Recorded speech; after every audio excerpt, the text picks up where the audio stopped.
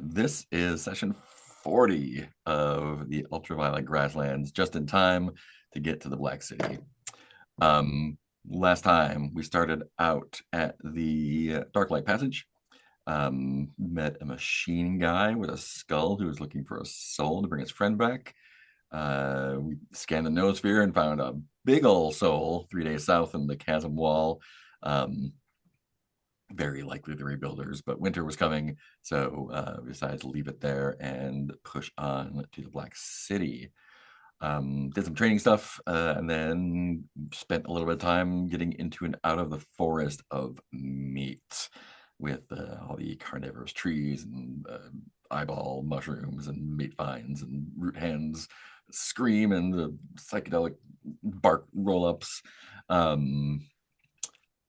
We had some fun there. Found a couple discoveries, but again, decided to leave those. We did on the outside of the Black City, between the Black City and the forest, find a new hot rod auto golem, Betty, and Fedrid jumped into that. Him and Skelly had a big old drag race, accidentally getting a military caravan to kill itself, and looted them for a chest full of coins, 15,000 coins. Whole lot of money. We got a whole lot of money from them. Like, We didn't even intend to attack. We didn't even attack them. They just killed themselves. Hey, and that's 1/10 of our debt. I know, I was going to say, remember how much debt we have. And Skelly reanimated one of the dead soldiers to bring along. And yeah, just outside the Black City, found a plague tent camp. Right. Skelly got infected, but got healed up by Fedrid. We burned that camp to the ground and got to the Black City proper, which is where we are now. We win, right? We win. Yeah, did it. We win. I have some separate victory conditions that have not been met. Thank you. Sweet. So, I already lost my victory conditions because I got fired. That's true. Or did you really win? You have secret victory conditions. Unemployment. Albenegra would explain to you that you have been liberated from your corporate slavery. Yes. Cool. Join the Workers' Coalition. See, the Black City, it hunches upon the shore of an endless oily ocean, a lacquered black chaos of cubes that seem to slide across one another in almost patterns that ever so slightly fail to repeat. The corpses of fools who tried to walk into the Black City lie in the toxic dust of the pre-city. Hair stands on edge with the background electromagnificent radiation. From where you are on the other edge of the city, you can see several things. There are 5 portals, 5 grand portals in and about the city.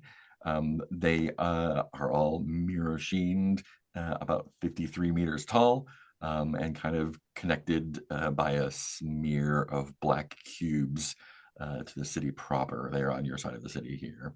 The sun is obscured by the violet haze until about 3 in the afternoon. When it comes, there's not really, weather seems to kind of avoid this place, and so it just kind of beats down on them. Yeah, there's a giant cube that you can see near there. And there are a couple of structures which are scattered through this chapter. There is the Fool's Wall, they call it. That's basically the where more conservative caravans are gathering. Basically, it's the safe side of the city before it gets super weird. There's a bunch of, it's kind of like the Spectrum Palace had a camp out there. This is kind of the same vibe, only weirder. Past that, there's a expanse of dust and wrecked black stone roads that lead closer to the city. Closer to the city are the portals. There is the full spectrum embassy, the satrap embassy there. And there is a large weird looking building.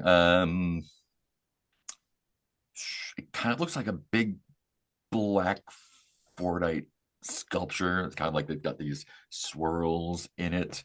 Kind of like weird like horns reaching up, I guess.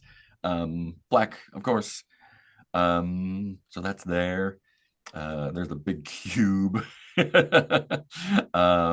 And yeah, and then there's the city proper beyond that. So here you are taking it all in.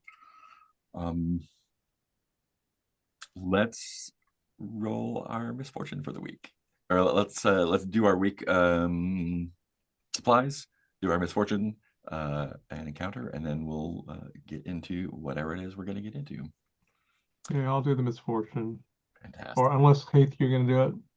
I usually do the first one just to get my benefit out, my use my Bashika skill. Bashika, yep. And we got here just as winter's starting, so this is Dead Winter 1. Not that it's always helped, but hey, see, like now, a 5, even with Bashika's danger set. Apparently, Bashika's not used to the weird danger out here. She's used to like normal danger back in mundane danger. Yeah, like animals mundane, and vones mundane and things danger, like if you that. will. Yeah, mundane danger, exactly. She's like, this place is weird. Everything feels dangerous. Everyone That's take your possibly hero true. dice, first off. Oh, thank you. Oh, right. Would you like to use hero dice on this? Or do you want to roll with it? I mean, I'll let the group decide. A 5, it's not a 1, so that's something. Usually, unless, I mean, I don't know. What do y'all think? Should we just roll with a 5 and? I mean, I'm always in favor of seeing what interesting things might happen. Yeah, usually kind of, unless it's, something that's like, yeah, you're going to be really, really fucked if you don't use a hero. I mean, it's not great. I'm thinking we might want to use a hero die just because we just got Hey, here. well, you know what? I'm actually, no, fuck, I'm not at my max because I leveled up. But I was almost at my max. Yeah, okay, I'll use one. I'll use one. When you level up your you max your hit points too there. Oh, did I not max my hit points? Yeah. I did max my hit points. Yeah, there you go. I already did that. I just didn't max but I don't max my hero dice, right? Correct. Right. So there, yeah, there was. You've got a higher maximum, but it's very rare to actually get there because you because you don't gain them at any. That's what I was saying. increased Yeah, rate. I started at 3, so I only bumped up to 5, even though I could have had 6 if I. Nice. So this is why people who have lots of spare hero dice work in accounting. I will roll a hero die now. Fantastic. A 4, so that brings me to a grand total of a 9. 9. Great. I need to roll a die as well. Which hopefully is better than a 5. Great. Nothing like just blowing hero dice on the first roll of the game. Yeah. As you're approaching the city, I think you're approaching after the haze has cleared, so you're getting the full sky effect. And I think Modan, especially, you see kind of written in the sky. It almost looks like someone's like writing in not fire, but like if you were getting a lens flare off the sun in real life, this sort of like blinding white letter. You can't understand it. If you point out to Fedrid, he might, but it doesn't feel good. I'll if you point it out, I will. If you do point it out, I will attempt to figure it out. Yeah. It's even with your understanding of languages, I don't think you can get the actual literal meaning, but they're some kind of ill omens being kind of scrawled across the sky. Now, is this something that Aderon might have encountered hanging out with the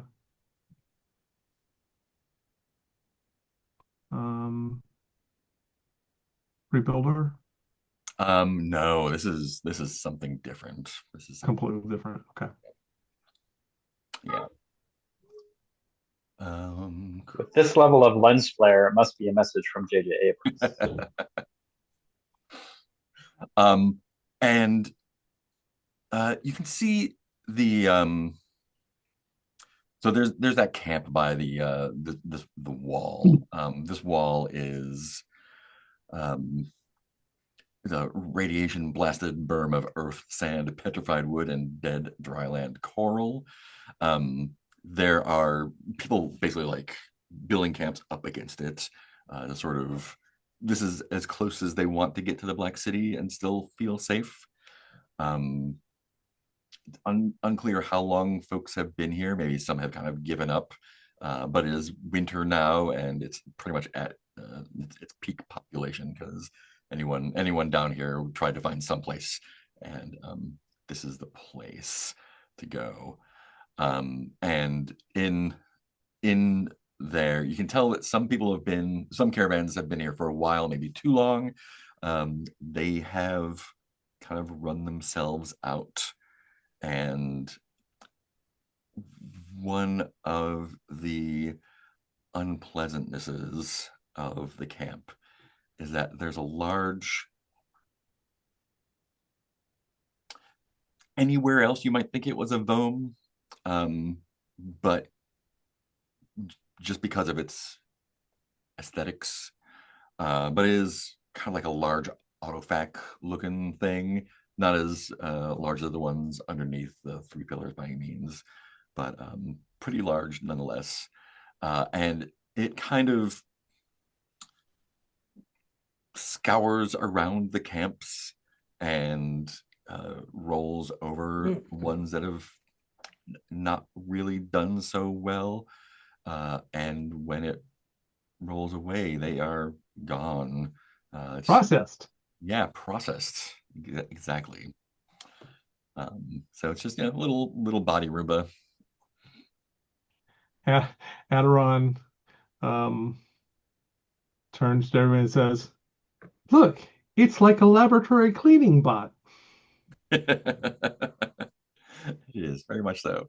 I remember those from my nursery days. We were told never to get our fingers near them. Good call. Cool. So the week is yours. What would you like to do? So did you say the satrap embassy is in this area or more towards the main city? Beyond the wall. Beyond the wall. Yeah. Okay. Oh, one point of order I meant to mention before we actually started gaming, and that was I sunk 750 experience points into my Nintendo Power Glove. Nice. And I bumped its scan the noosphere skill from skilled to expert. Excellent. Just wanted to mention that. So what do we want to do? I think probably going to the more conservative area in this, like the Fool's Wall. That's probably where we want to. I think that's probably where we want to go at first, at least. That seems to probably be the safest place if we want to like scout around a little bit and see if there's a better place to move to, like perhaps less safe but more opportune. Not straight to the heart of darkness. My man, could you find us friends? I bet you could. I'm known for such things. I'm very pleasant. Well, hopefully that still applies in weird lands. It does. There's also, for the curious, a carousing table for the Black City as well. Oh, yeah. Which... Although it's less appealing now that there's like no way in hell I'm ever going to reach 7th level before we stop playing. So, how many experience points do you need? I don't even know what 7th level. Thousands at this point. Hold on, I actually have the table right up here. To get to 7th level We need 25,000 experience points. Okay, I don't have that Yeah. many. So Wow. over double what I've already Over got, yeah. double what we currently have. Yeah. I've been at 6th level for the past. Fedrid has been at Most of the 6th game, level. most of that I've been here, you've been 6th level. Yeah. Most of the game, I've been 5th level for a long time, Yeah. and then I finally made 6th level like 4 sessions ago. Oh, that's right. Mhm, That's mhm. right. I will tell you that it might be possible to level up again here. Very, What? very dangerous, very high risk, high reward. That's funny. Alrighty then. Yeah, so checking out the Fool's Wall. Moda, why don't you go ahead and give me a charisma roll? We'll see where we stand, just for starters. Redden's coming to play there. What's that? Oh, all your good stuff comes into play oh there. my goodness. With my new improved smoky eye charisma. That's right. So yeah, my friends is only at skilled, which is a 3, right? Yeah. And in my actual charisma, it's just friends and charisma, right? Yes. Don't you have a bonus for friendliness? Oh, pleasant. That's right. Pleasant. But you can only, I thought, can't you only use one or the, oh, pleasant is one I would use. Yeah, go ahead. Use That, and that's expert. So that's, yeah, that's But way I thought better. Go ahead. I thought you had something which was a bonus to other kinds of rolls. Oh, yeah, that's what Pleasant does. So you can add, Yeah. Pleasant itself adds a bonus, I think, on top of stuff just for reaction rolls. Yeah. Right. So Yeah, you're an expert, so +4. I don't know. Yeah, so Since +4 for pleasant, +4 for charisma. yeah. And that's it, right? Can you make that no, roll? because you should be able to use Use friends as well. friends Well, as friends well. just allows me to Oh, no, have not more friends. friends. Oh, yeah. That's true. It's not, yeah, friends is just gives me free friends that don't take up slots, is all Right. It's the friends same does. as it's the same as the wizard's like mind palace ability Yeah, that you exactly. Mhm. can Yeah. learn like have extra spells But still, But +8 you equal is to your level. You could add in Traveler, maybe. Hmm. What I'm trying to understand is Pleasant seems to because it's on a different bonus scale, which makes Yeah. me wonder if it's it like is yeah, that is weird. I've always found that weird too. yeah. But Traveler allows like the ways of the road and stuff. So using Traveler plus Charisma plus Pleasant would seem like that would be a cumulative thing. Yeah. So yes, the traveler as well. Yeah, go for it. All I'm right. gonna need you to make that roll twice. Ooh. Okay, so expert traveler is 6, pleasant is 4, It's 4. 10, Plus and 10. charisma is 4. Plus 14. So +14 total. Okay. Yep, 14. Oof. Hey, that's not too shabby. Wow. Is that 30. 30? Nice. And a second one. We might need it this time. Oh yeah, second one. Sorry. It's not too shabby. A 9 plus a 14, 23. 13. 23, yeah. 23. 23. 23. Great. That will all work just fine. Yeah. So you are as you approach the Fool's Wall camp, you are approached by a representative. Their name is Stato Equivalent. Paste that in chat. And they greet you heartily as you approach. It's like, welcome. You got here just in time. I think you're the last one who's going to make it before every trail is closed. My name's Astato. I'm the ambassador of the QOC here, and I help make things as pleasant as possible. I like to make things as pleasant as possible as well. Oh, well, I think hopefully we'll get along just great because it's going to be a long winter, I think. Did you bring supplies?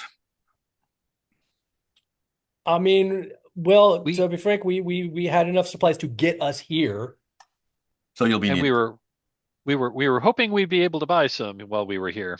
Well, yes, I think I like kind of like watching the reclaimer vac move along. It's like I think we'll be okay. You're fresh, so it's part of my job to make sure that folks don't get swept up unless they need to be. So I think you're going to be fine as long as you don't get too picky about what you eat and drink. I think. Excuse Let me me, show you are around. we in a lab that recycles biologicals? What? Where I was born, if that's what you call it, spare biological material was recycled to be used in the processes in the future. Are Uh, we in such a place? yes, yeah. We have folks collecting the uh, energy bars left behind, and that's pretty much what we're going to be living on for the next couple months. So I hope again you're not too picky.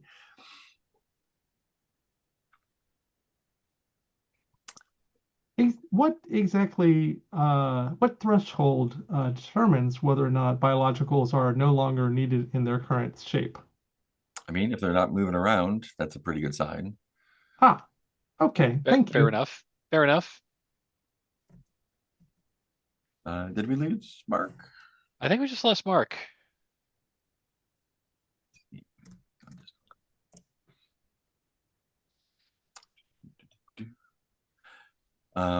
Yeah, but yeah, he introduces you around. There are a few other caravans that have come that are not quite ready to jump into the city proper yet.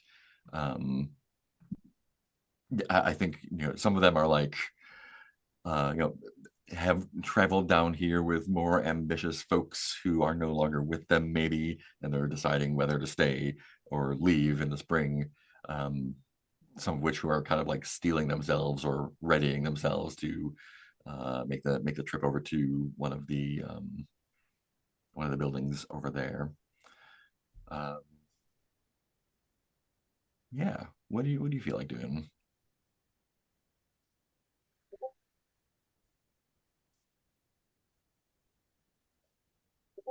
Hey, there we go. Hey, welcome back. Thought we lost you there for a minute. You did, but I don't know what happened. The Black City, man. Yeah, right. It's just Wi-Fi's not good in the Black City. So, what, like, how do the caravans here compare to the caravans we've seen at various junctures on the road? I 'Cause- mean, they're similar. They're a little bit. The ones that remain are a little bit larger and maybe more well supplied, um, or um, more determined and smaller. so Albenegra turns to the group and says, I wonder if we should work on supplying ourselves from the forest of meat. So to travel back, Not the whole caravan, just the hunting party. well, we could. The problem is it's winter and travel is difficult. Grueling and freezing. No, We got some. futile and glacial. We got some fast cars though. And a dragon. Oh yeah. Although, don't you risk getting like sliced and diced while you're up there? Mm. We determined that the dragon has a sense of where the stuck planes are, because otherwise it wouldn't make any sense for anything to fly. Survivor bias. Yeah. Yeah. It will be very difficult to go back. Okay. You could still forage here. We may need to do that because we are out of supplies. We had exactly enough to get here and have one more week. Winter only takes a week, right? Yeah, for starters. Well, the first week only takes a week. I'm a skilled. Well, my beetle horse is a skilled forager.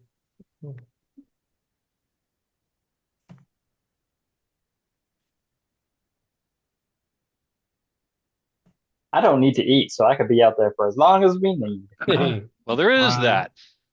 There is that. Hmm.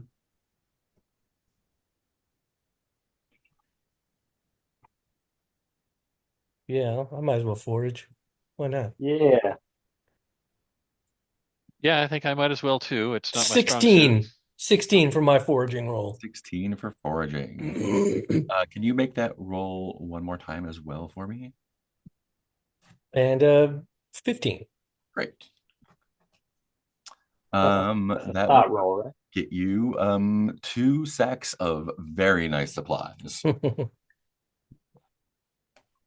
Which Yum.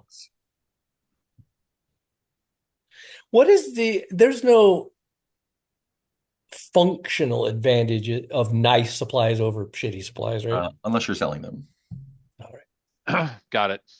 So Maybe actually, you in could- these cases, it'd probably be better to roll lower, where I get like 4 sacks of shitty supplies. I mean, you can take a hero dice and bump yourself down. Yeah, we'll just eat Or- real nice. Or could we trade some nice supplies for a lot more shitty supplies? Do that, yeah. Let me ask a clarifying question here. The things that we're foraging here, are they leftovers from somebody else's? You're probably following. So the as you're looking around for food, basically that scavenger thing kind of leaves behind like dense black logs, nutrient logs. Yeah. Yep. That's a lot of what you're going to be finding. Nutrient log.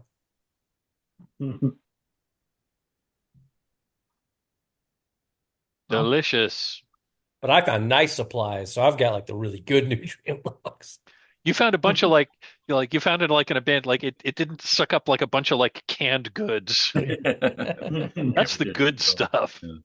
We can trade that. Could we trade those for nutrient logs? I mean, you can. You definitely can. If you want to double your supplies, you can go ahead and trade those rich supplies in. Do we want to do that? Is I guess my question. I mean, I'm okay with that, but Whatever the caravan needs to do. Yeah. because technically we would need 9 supplies a week just for our just for like the living members of our party. Is Autocar okay with eating this stuff? Oh yeah, Audicars, pretty logy these days just because of winter.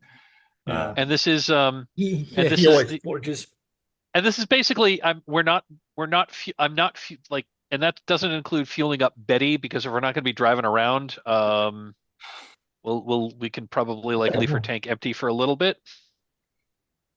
unless Maybe we I want to could come up, work. unless we want to like try to some place where we could, unless we want to try to find somewhere who could like install one of those like auto refueling things like we've got for Skelly's auto wagon. Mm.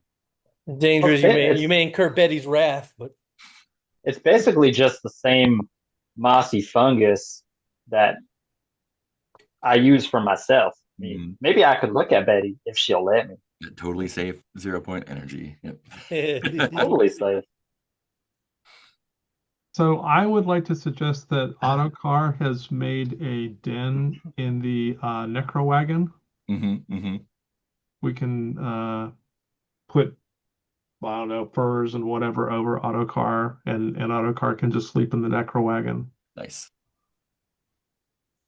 And we can we have our usual like tents and stuff that we would, I assume, set up once we've found a place along the fool's wall, Yeah, up against the wall there, bracing against the winds. racing against the winds, and like whatever weird stuff, whatever weird deprivations of this depredations of this area might be. The what do they call it? The Like radiation, electromagnificent radiation. electromagnificent radiation. Yes. Yeah. which is quite strong here. There's it feels like it might feel like if the ozone layer was peeled away here, whether there's no clouds.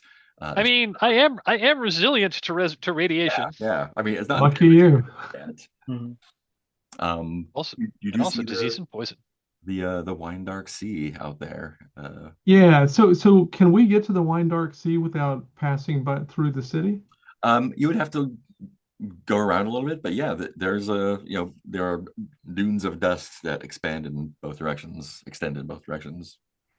Albenegra is going to fly to the Wine Dark Sea. I don't know if anybody would like to come with her. She's going to see if there's any fishing available. um, can you roll me d6? Yeah, Mhm. I can. Do I want to? That's a question. That is a separate question. 5. And irrelevant. Hmm. Can you roll again for me? Here we go again. Okay. 4. Good. All right.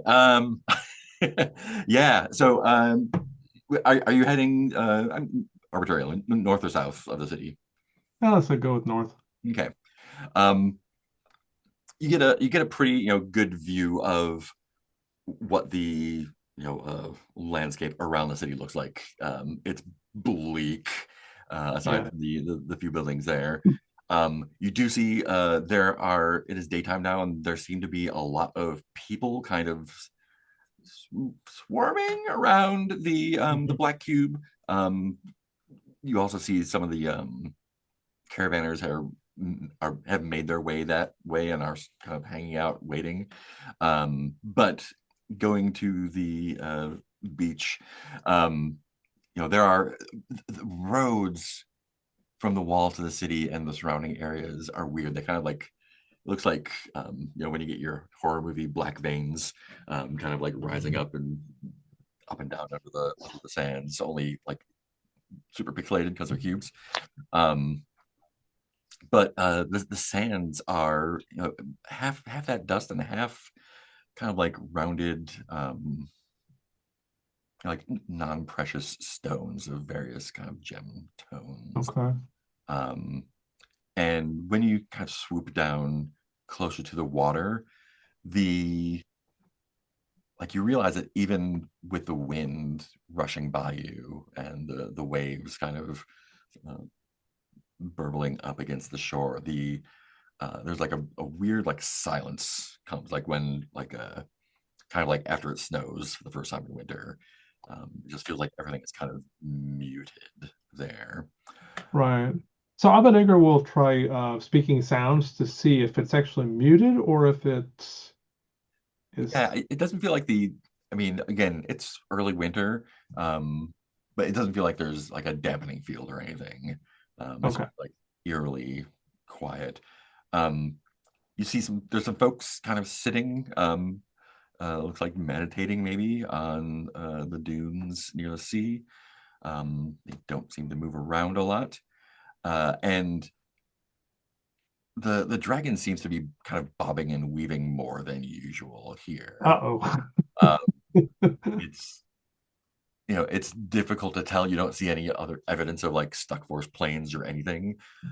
It's almost as if its sense is kind of an overdrive or maybe overcompensating. Yeah.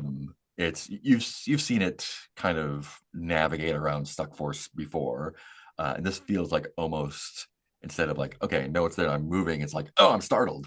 And it's more jerky than usual. Right. Um, Can we go land near to, but not right on top of the people meditating and go visit? yeah. And also, like I said, if anybody would want to ride, Albenegra does have two spots on Fluffy if anybody wants to be with her. It seems like if we're going to be meeting new people, maybe Modan would. Yes. That's a good point. Yeah, well, I think we didn't know that we were going to meet people, but yeah, Retroactively. Yeah. retroactive.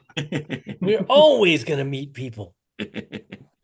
um, uh, what you do, they are kind of sitting individually by themselves.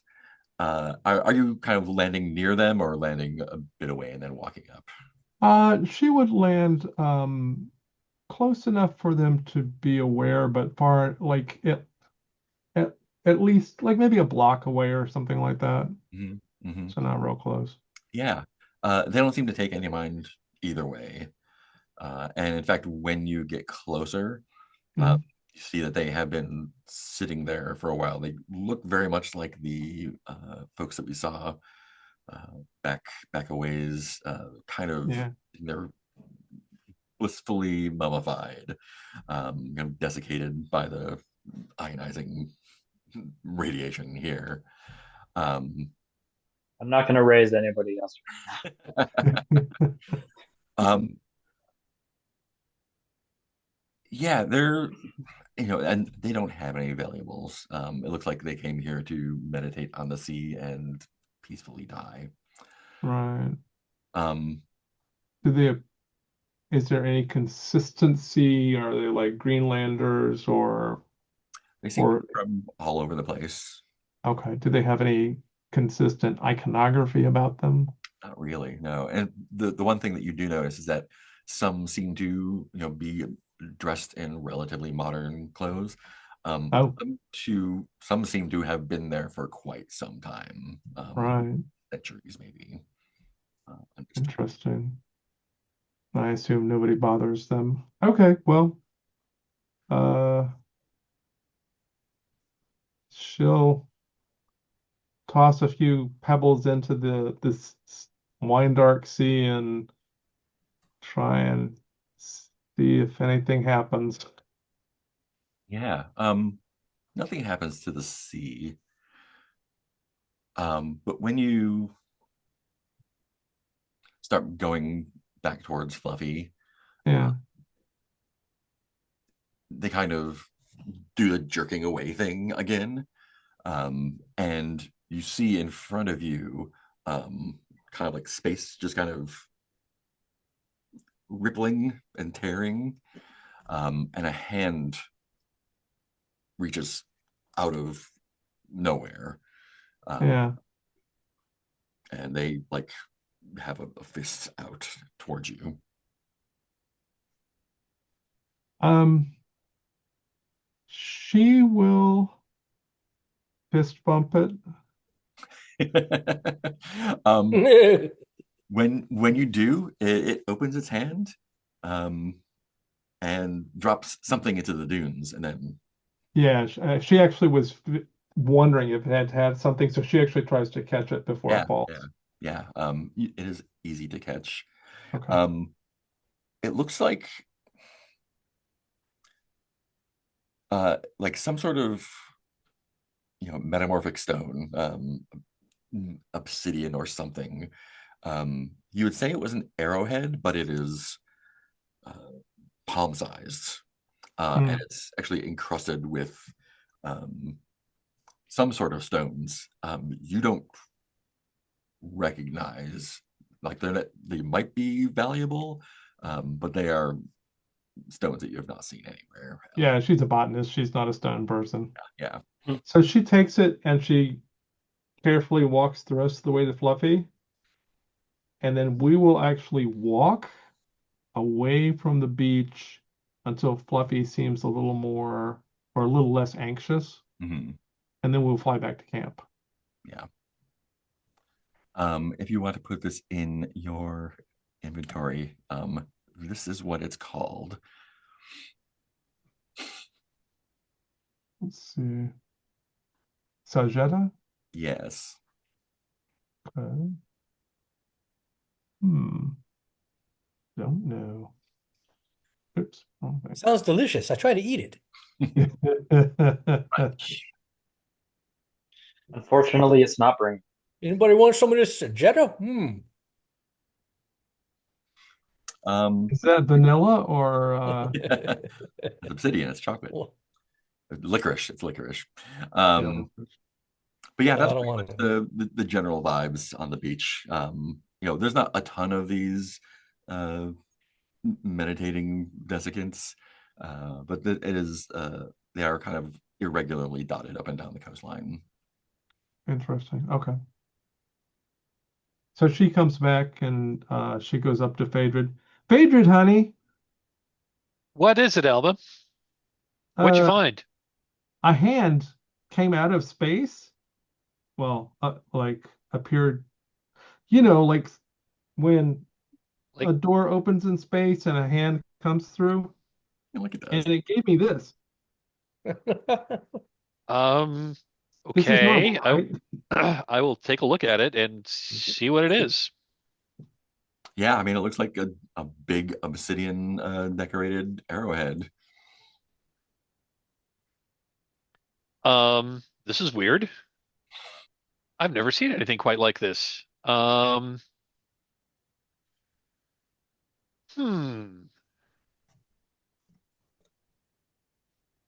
Does it, yeah, it doesn't seem to be Magitech. Does it do anything? I'm going to I'm going to use my glove and reach into the noosphere. Does it Hmm. have a presence there? It does. It does. Um, it is.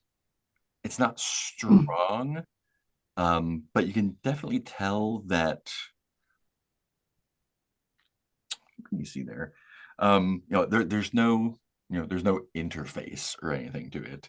Uh, I think the best you can make out, and I think you can tell this without a roll of any kind.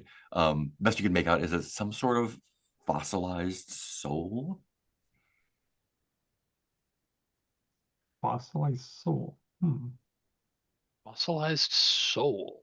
So Albenegra uh, will look at it from her more drug-induced noospheric perspective. Yeah, I mean, pretty much the same. That's about Same what thing. you do it. Yeah. Yeah, get from it. Okay. Slice.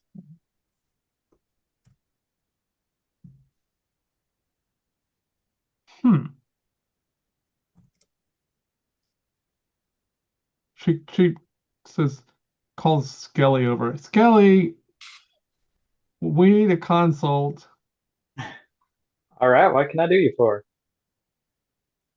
Have you seen fossilized soul before? Well, that is certainly strange, as you need some. My understanding is you need some sort of physicality to be fossilized, but I'll take a look at it. Yeah, Uh, if you found a fossilized frog, you would have probably about as much chance turning it back into a real frog as you would turning this back into a real soul. I think sure. like probing is like, oh, can I make some? No, I don't know. Probably it would I take don't know if there's some any way. doing.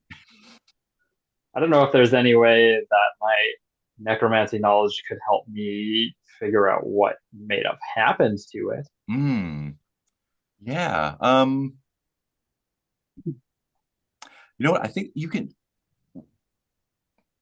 Yeah, I think what you can tell with your necromancy knowledge, um, and I don't think you have seen this firsthand, but you probably have heard of, because I mean, when you're dealing with souls and personalities and Hakaba stuff, there are always like there are soul jars, and you put your brain in this glass tube and put it in something else.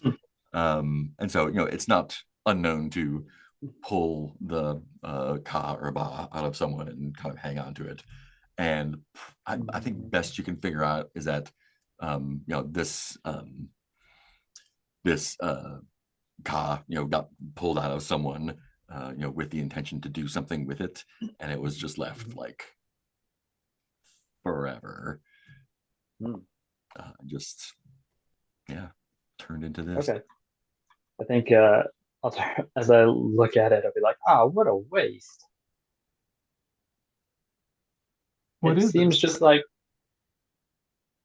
it's a soul. Apparently, a soul just left lying around for so long it calcified somehow. I don't exactly know how that works. Hmm. When something immaterial undergoes some sort of chemical reaction. Anyway, that's what this is, Thank you. as far as I understand.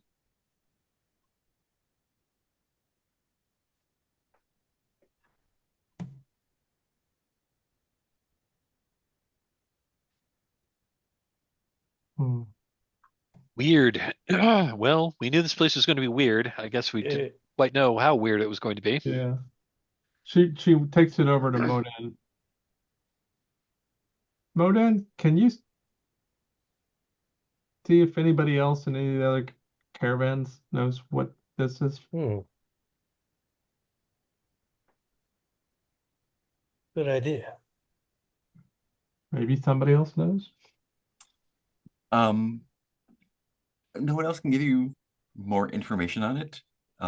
They will offer to buy it off of you. It's unique. Hmm. That's Not up at the to. moment. Wait.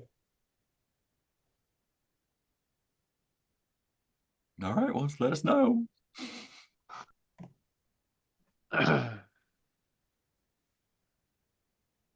We do all still have one stone of gems on us too. That's true. That's true. You got some spending cash. Yeah, we got plenty of money. Money's not a huge problem right now, What?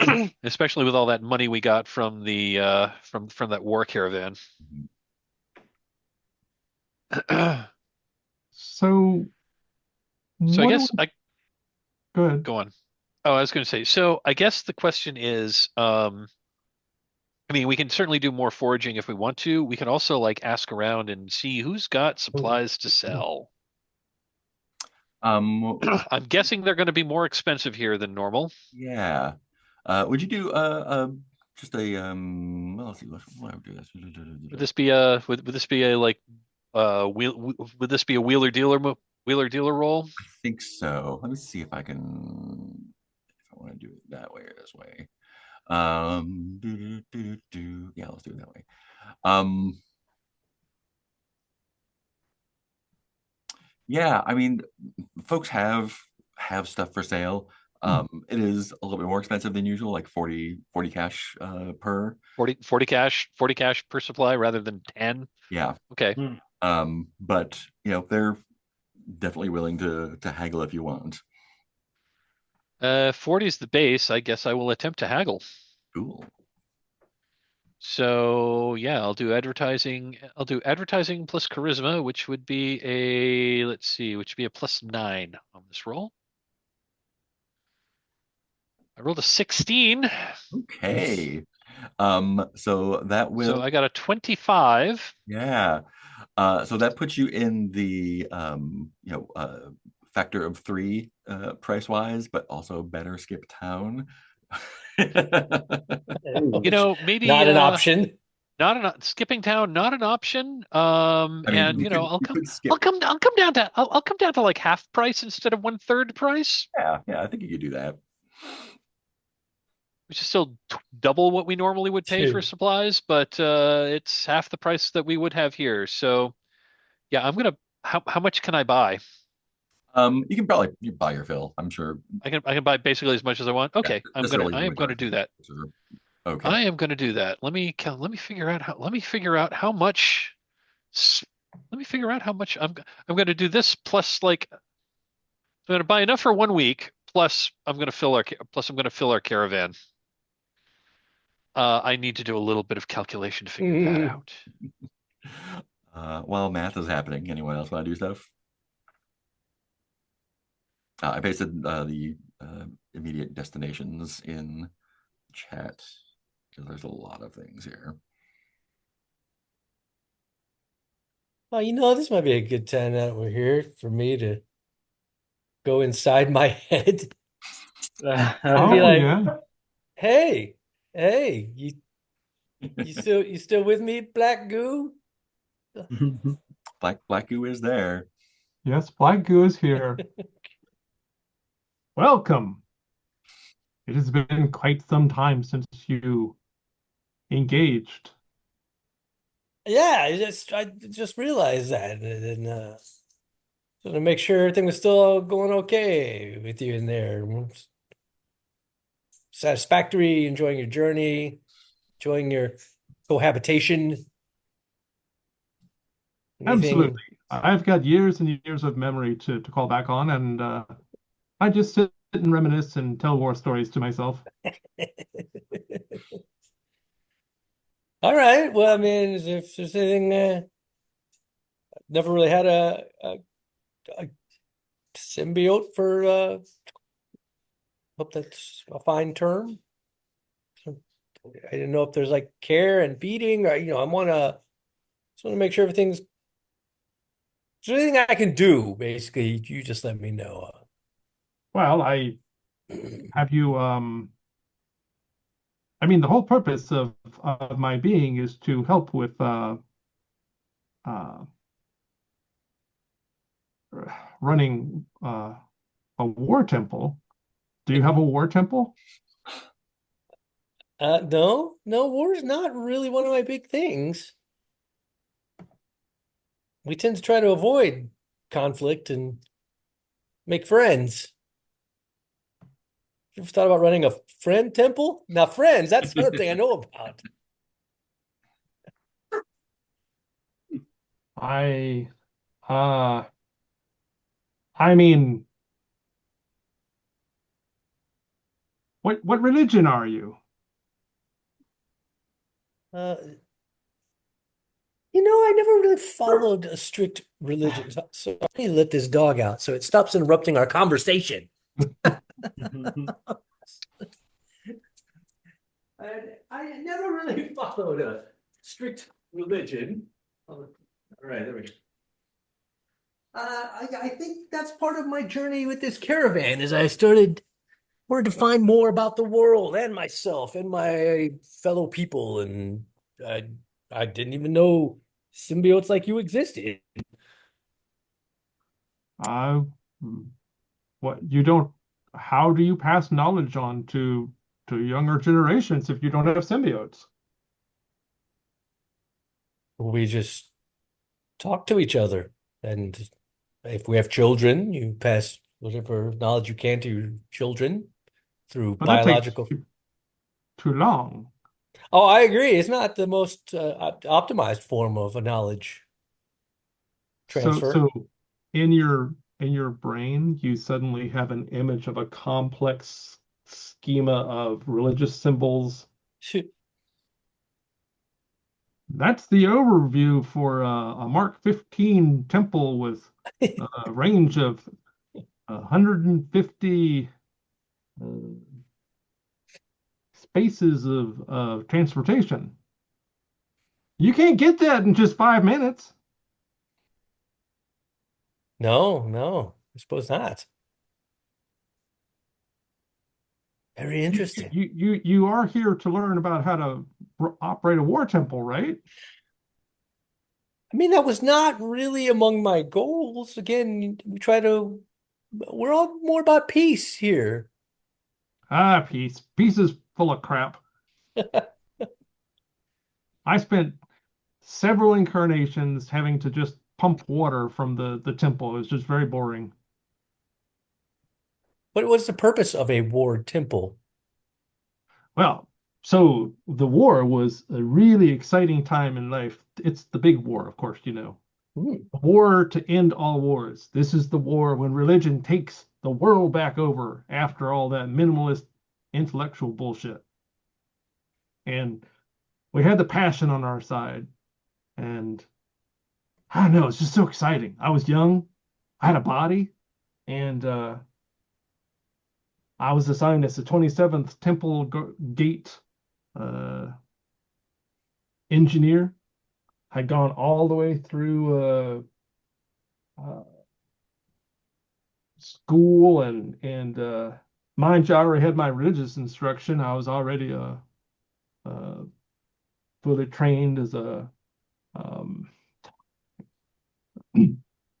a priest. So they get us all together in the big temples, and we start channeling, like sending troops across the frontier. And then, the troops would get there and build another temple, and then we bound in more, and very exciting. We were moving across the land at why 10, 20 miles a year. Just exciting as we retook the world from the all that brain stuff that people were doing. It's an interesting pairing you make because I'm really more about brain stuff. Brain's overrated. Passion. You got to have fervor, passion. This is what keeps a person centered is passion. Also, it helps to have a good gait. A good gait will guide you right to the next horizon. I mean, we did a lot of traveling in the caravan. And you have just arrived at the at 5 gates, which are most of the reason some people come here, I think.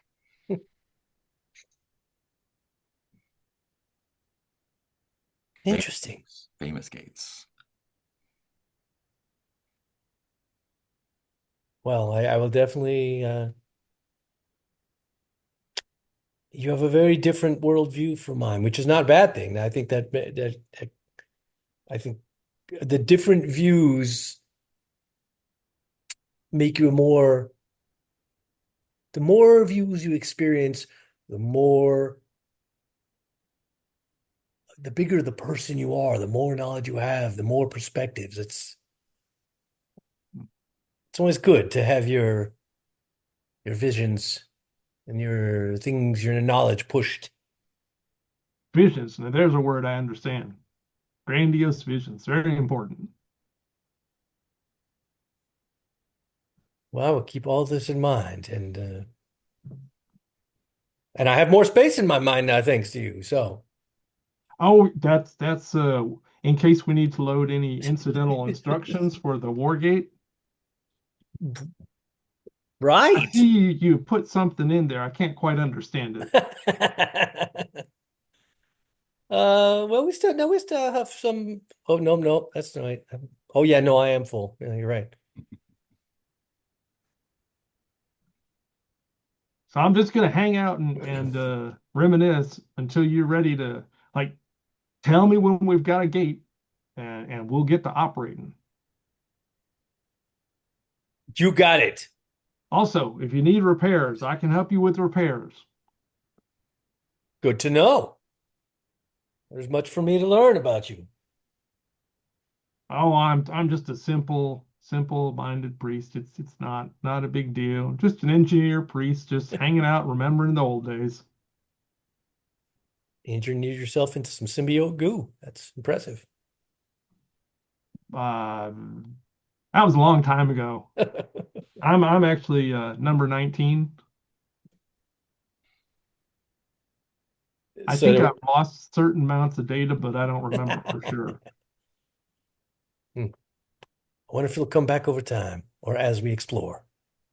My understanding is that no, once you lose your data, it's like you forget your schema for the transverse planar axle of co like the oh see I don't even remember the words anymore.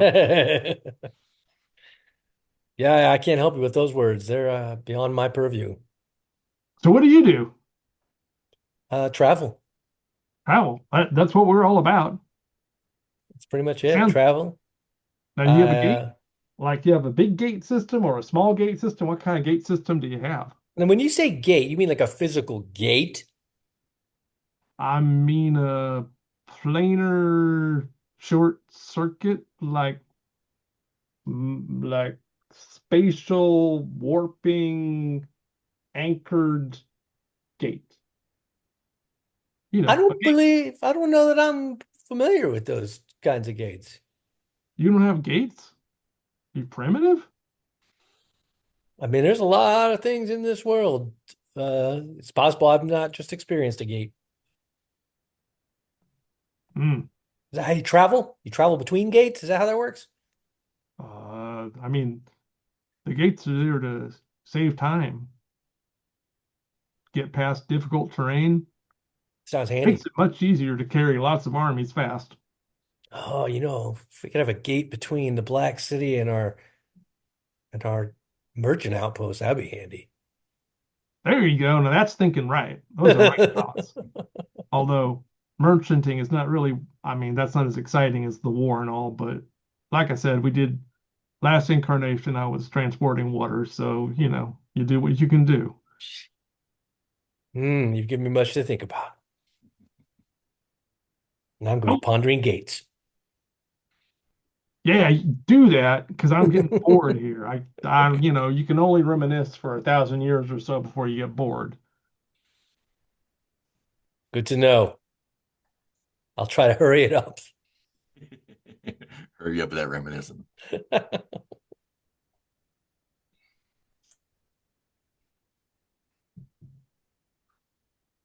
So Aderon's been hanging around outside Modan while you're having this conversation, and you suddenly sort of come back to awareness, and Aderon's like passing their hand in front of your eyes. Modan, are you okay? You've been mumbling.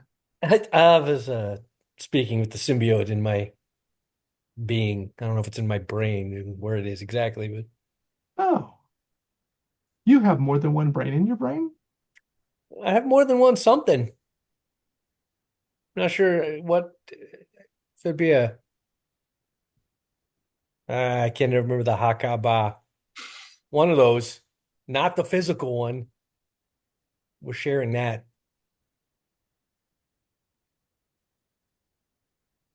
It seems very efficient. It gives me more brain space to know more things, so that's handy. Hmm. But even with that, I'm full up now. I can't know any more things. Maybe you need more brains. Do you This mean reminds do you me, mean consuming brains? Because that didn't you wouldn't help. just I'm eat still a out of space. brain? We ate brain. It did, and that filled in my last brain space. Oh, it's very strange because my body now has the memories of that brain, or not the memories. The My body has the pattern of that brain. And Aderon does a shift, and and Aderon changes presentation so that they look. I mean, I don't know how much of the original person that we ate did we see before they got Not cooked. too much because it was, a steak worth. But Oh, enough, okay. enough. Okay. So basically, Aderon's skin takes on the skin color of the person we ate. I picked this up from the person we ate.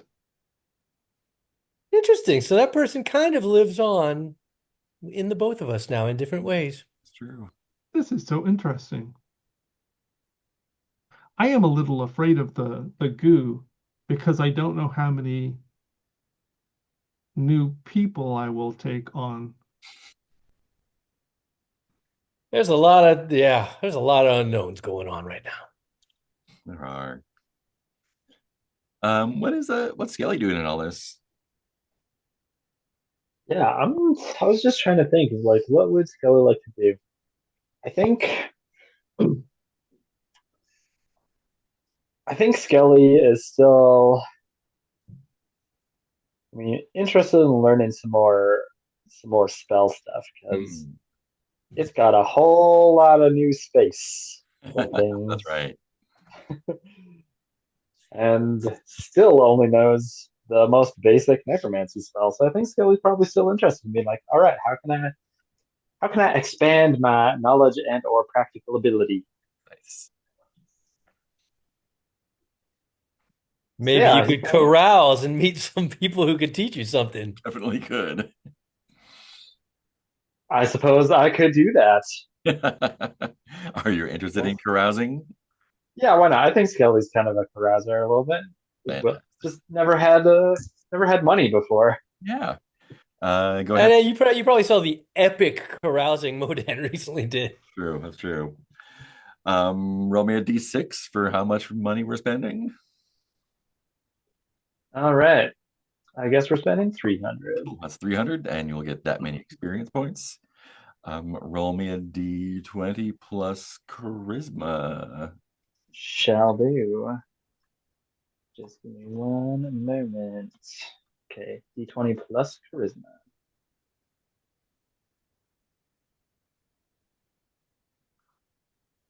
That's an 18. Ooh. Um, yeah. So partying with folks at the caravan, um, at the wall. Um, what about the folks you were partying with?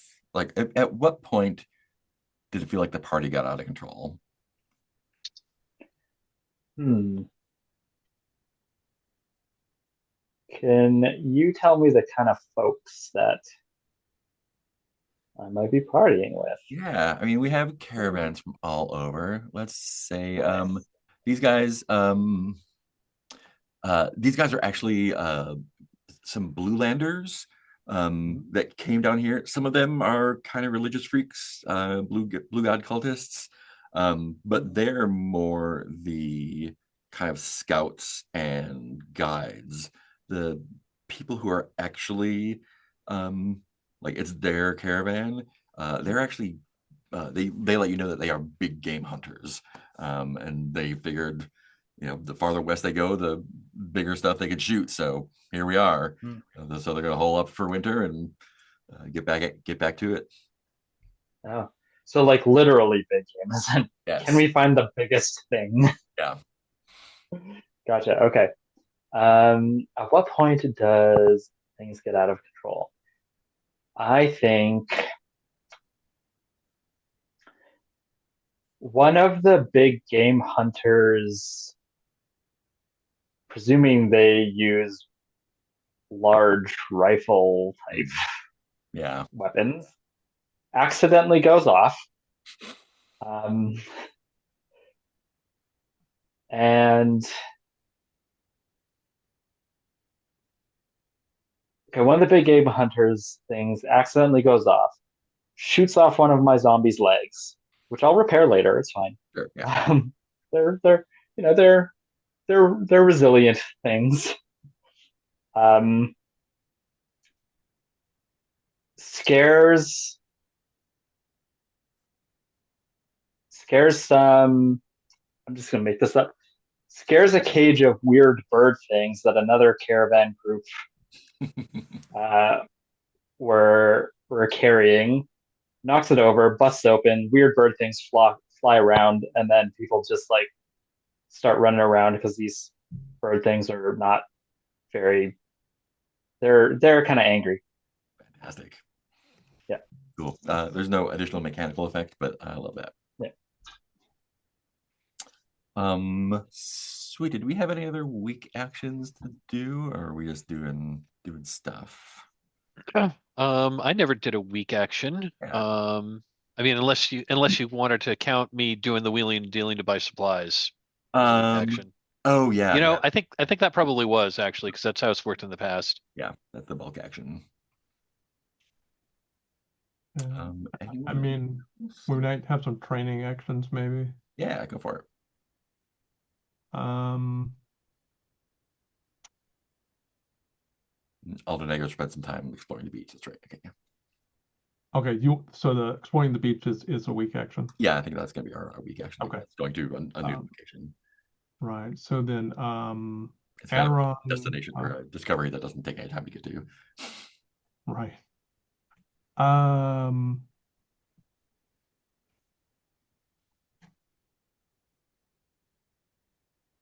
Aderon's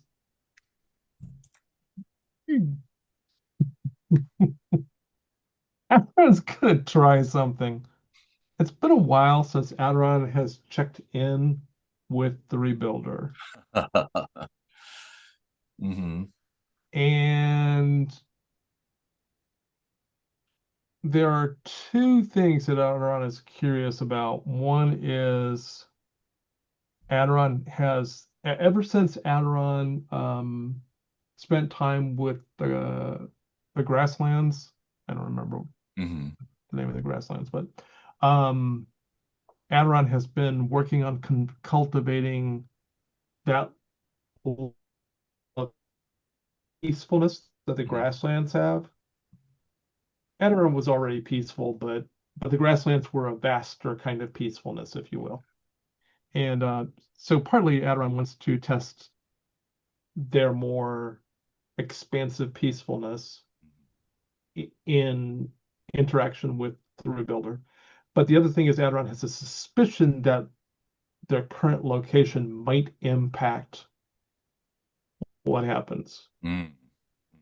Not sure. Maybe has no impact whatsoever. But basically, I need to check in with the Rebuilder, and then also it's like, I don't know. Does being close to the Black City have any impact on that or not? Mm. The gallgrass, that was what that was. Okay. Gallgrass, right. Actually, I need to write that down. Are you doing this as a training action or just as a let's talk with the rebuilder action? I'm going to skip the training action. This is going to be a call it a, I don't know. It's not really a new discovery, but it's a rediscovery. Let's make that an aura check. Okay.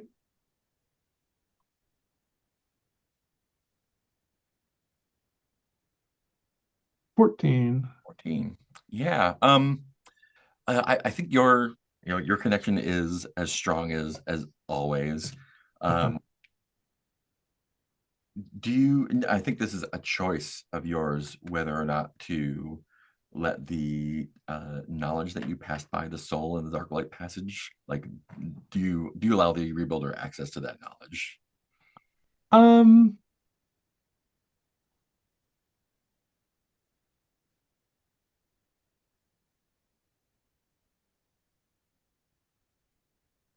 I will share that we have made progress on finding both the body and the soul. And I mean, it's conceivable that the rebuilder can just stare through me and see this. I don't know what the rebuilder's capabilities are. But I'm not certain, but we think we know where your soul is, and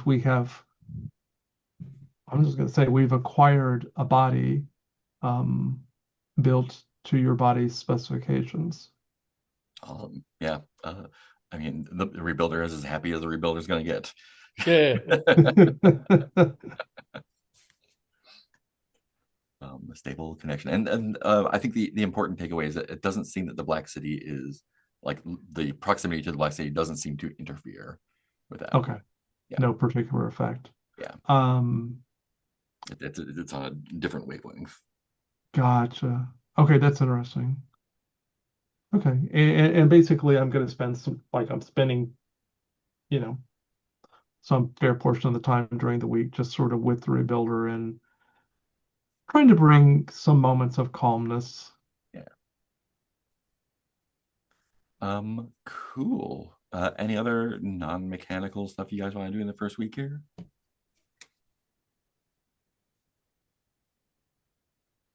Cool. Let's go ahead and take 5, and we will come back and do our next week. Emerging from the shadows. Yeah, I don't know why I always have to reset my camera settings every time if I turn my camera off and back on, it looks like this until I open the camera software and it like applies all the settings. And pop, and I'm back. All right. We are in the second week of Dead Winter, and I'm gonna need supplies spent and a misfortune roll. Oh, it's my turn. Go for it. I will spend some supplies. Spin no supply. I At least we shall. have them to spin now. Do indeed. Oh, look, another 5. Is that the same result as before? It is. I did bump it up with a hero die, so Yeah. we didn't find out what a 5 meant. So let me ask you a question. Mm-hmm, Is this something that's going to affect everyone or just one you? of my characters? Just whichever one you had making the roll. Yeah.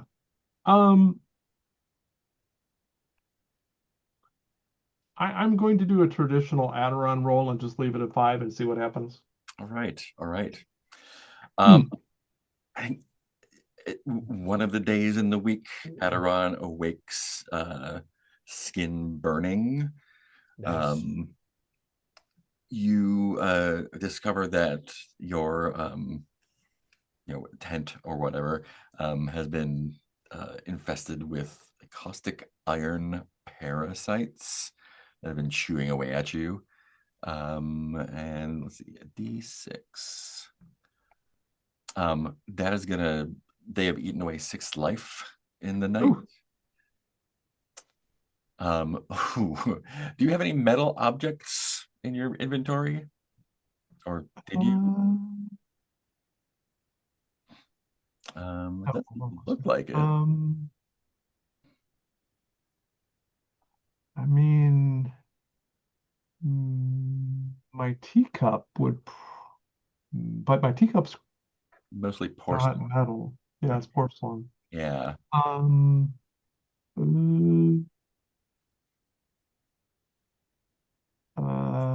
not, I mean, Aderon might have, well, Aderon probably did have one of the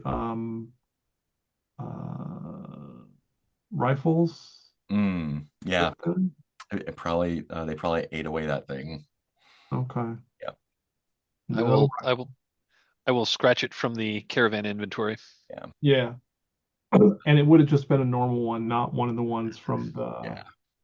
because Aderon doesn't understand magic. So, Yeah, so that's just the rifle and 6 life off of you. So does that mean is there just like a rifle stock and there's no barrel Yeah. or hammer anymore? right. It's like what happened to the rest Piles of of this gunpowder where rifle? the bullets were. Well, I guess you can still hit somebody with the stock. It's not Um, a bludgeoning weapon. I mean, we got a couple more, so It's true. yeah. I think after after sort of like word of that probably gets around camp, right? And Yeah. Estacio, the welcoming committee from the QOS, is it? The quietly observed cabal of traders and hermits. oh wait, what was that? What's this faction called again? I want to write it down. uh, quietly observed cabal of traders and hermits. Basically the ones that not government necessarily, but the ones keeping things under relative control in the camp. Says like if you don't want to just camp out in the open, there's folks up in the wall and around that will they'll rent you some accommodations for 25 a week for a hole in the wall. But if you want to go to the Fading Light Diner, like $200 a week, you get you something real nice over there, and that's at the Satrap Embassy. Oh. I have bed bugs like that. We'll keep that in mind. Aderon would like to see if they can collect some of these iron bugs Yeah. and trap them in their actually maybe it would be a bad idea to trap them in their body, but just to take a sample. Yeah, they're like it's almost like spores, Uh-huh. kind of like rust-colored spores that float around. But when if you are able to look at them very closely, they resemble mites, little small like strawberry mites. Okay, Aderon will shape some bone into a little cage to capture some. Nice. Because I've got some bone from the buildings in the copper halls. Right, right, right.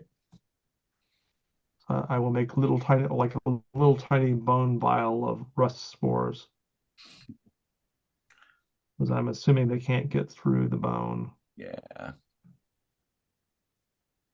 This will either be totally useless or I will make them into an irritant for somebody at some time in the future.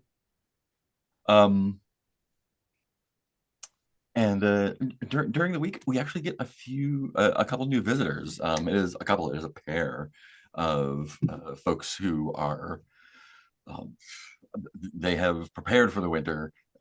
They come out of the glacial cold. They have the slick glasses again, furs everywhere, but like the sort of like puffy synthetic fabric underneath.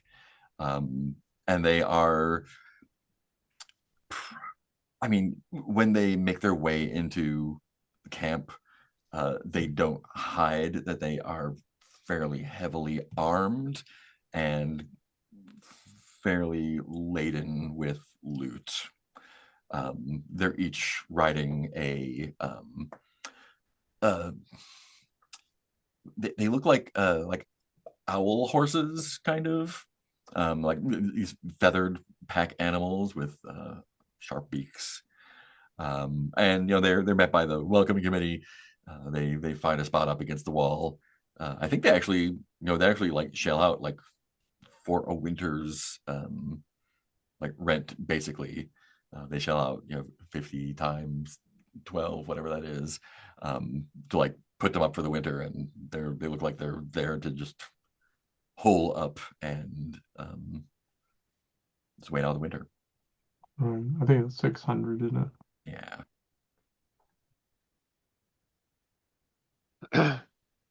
Are they like hanging out or like wandering around, It kind of, I mean, or are they keeping to themselves? they If they're coming around, I'd introduce, but yeah, they wander around more in that they are kind of taking stock of it. They're not pressing flesh. They're not handing folks. Um, but they're kind of like circulating around, trying to just kind of get a lay of the land, I guess. Hmm. Um, Got it. if you approach them, they're not unfriendly. They're pretty open about like, yeah, we are travelers. Everyone, like everyone else, we got debts to pay back home. So we're out here looking for stuff to take, and we've done pretty well for ourselves. But we've taken on our share of challenges, and both in kind of like a bragging way, and both of a like, so don't try to take our stuff kind of way. Yeah, fair enough. I mean, we'll just, Fedrid presents himself as merely Fedrid presents himself as a traveler and trades and traveler and merchant. Also come out to the Black City looking for deals, Yes, looking to yeah. and perhaps to establish trade routes. One of them is from the Violet City. Hmm. And so they're like, oh yeah, another Rainbowlander. Great. Good to see folks. Yeah, folks that make it out here. You seem to be pretty well. Looks like you can take care of yourself pretty well as we are. So yeah. Well, we made it out. We made it all the way out here. Braved the braved the dangers and how things got increasingly strange as we headed west. They are that. Yeah, I think they came the other way around. They came down through the endless houses. So they share, if you share stories of the forest of meat, they'll share stories of the stuff on the other side. Yeah, I would absolutely do that sort of thing. Yeah, yeah. I don't think it takes a role to know that they are um, um, just you and Modan are a little bit more equipped and hardier than they are, but they seem to be on level with most folks in Got it. here. The level Okay, well, 5. yeah, well, we have no quarrel with them, and yeah, well, pleasure to meet your acquaintance.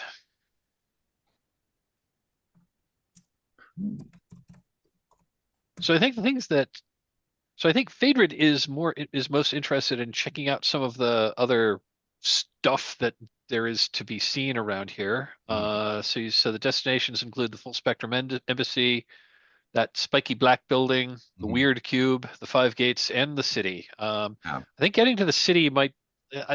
I think we might want to like check out some of the other things before we attempt to enter the city proper. Mm, I'm curious what that weird cube is. yeah. And in fact, let me double check which ones we have here. Yeah. Um, in fact, the the other traders who seem to have been here a while longer, they refer to the cube as the last period, the cube of the last period. Um, I will ask them what they know of it. yeah, they actually go out there every 60 days or so to trade. Uh, they'll tell you that basically every let me double check the timing on this. Yeah. Every 60 days.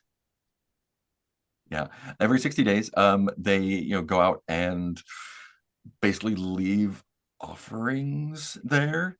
There are and they describe like the folks that you saw kind of scampering around in that area. Um, they say they call them hermits. Um, they basically stay tucked away until the violent fog lifts, and then come out to do what they need to do here. Some of the traders suspect they might be like possessed, or there might be ultras riding them, or um, hard to tell. But they kind of manage stuff for the cities somehow, or are So, puppeted by it, or are worshiping it. Um, so how does this work? People leave out offerings, and then if they are accepted, something is given in return, or exactly, yeah. if things aren't rejected, if things aren't accepted, I mean, if you offer something and that's not taken, can you take it back, or do they always take what you offer, I mean, or how they will does it take it work? to the city for sure.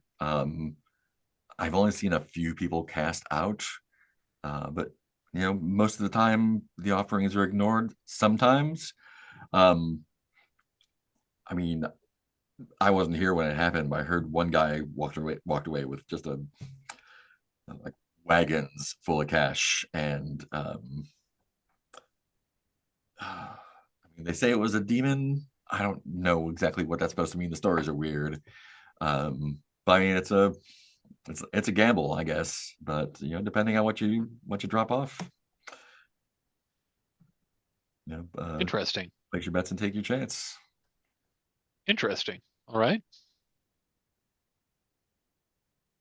We you got here about 10 days before it's set to happen again. So uh, if you want to go, I was gonna say when is the next, like just in a couple when, like days. just a couple of days? Yeah. Well, I might have something in mind. All right. Yeah. I mean, it's no it's not like the stones of donation, but it's something, right? What are the stones of donation? Oh, We've just arrived. We're still learning. We're still learning about what's going on here. yeah. So that's I mean, it's not managed by the cabal, but they kind of gatekeep access. Um, every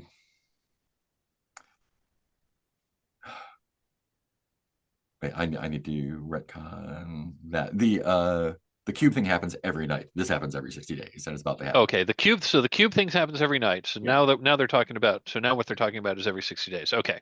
yeah. The thing that happens every 60 days is that um they will let some people, they will basically choose a couple people who are allowed to leave offerings on these three stones.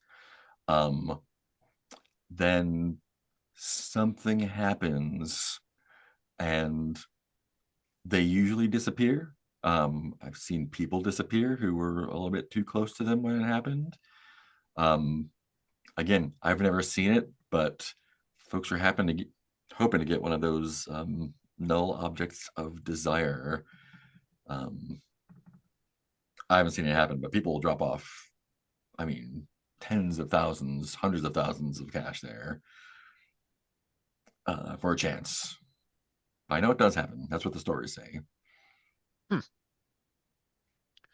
Null objects of desire. Out of character. We've heard that phrase We've heard before. that phrase before, Yeah, yes. the Yeah. satraps. Oh, it was the satraps were interested in those. Yeah, They said that if we got one, I think it's something along the lines of if we acquired one and we brought it to the embassy, they'd like shower us with some kind of they would give us a whole hell of a lot of money. yeah, it is very valuable. I wonder if Albenegra so chose, if you might be able to trade a fossilized soul for one. Hmm. Hmm. So the thing that there's the box you leave something every night and And the guys come and take it, and then may bring something back. okay. And then once every 60 days, you may have the chance to make an offering to this other thing. Yeah, yeah, and that's a bigger, much bigger reward, much smaller chance, and harder to get to. But if you do wind up getting it, you're set forever. So who does one speak to for a chance? And when is the next opening? So the next opening at the Stones of Donation is in 2 days.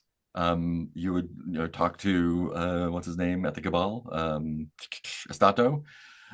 They they only let the most deserving in, and usually that means people who can pay the entry fee.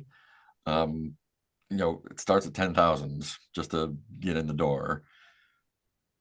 Uh, you might be able to sweet talk them, but that's they're pretty Interesting. yeah. I may wish we may want to since we're going to be here all winter, so we may be around for the next one.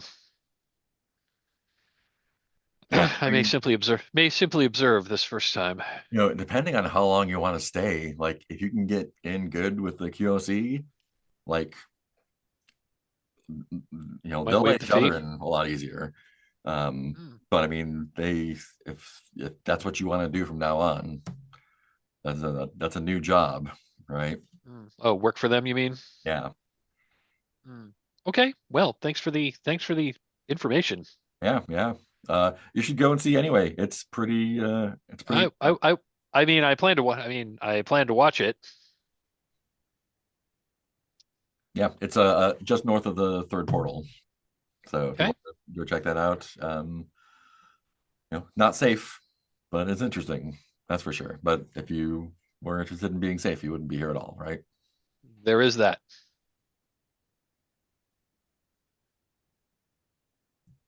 Interesting.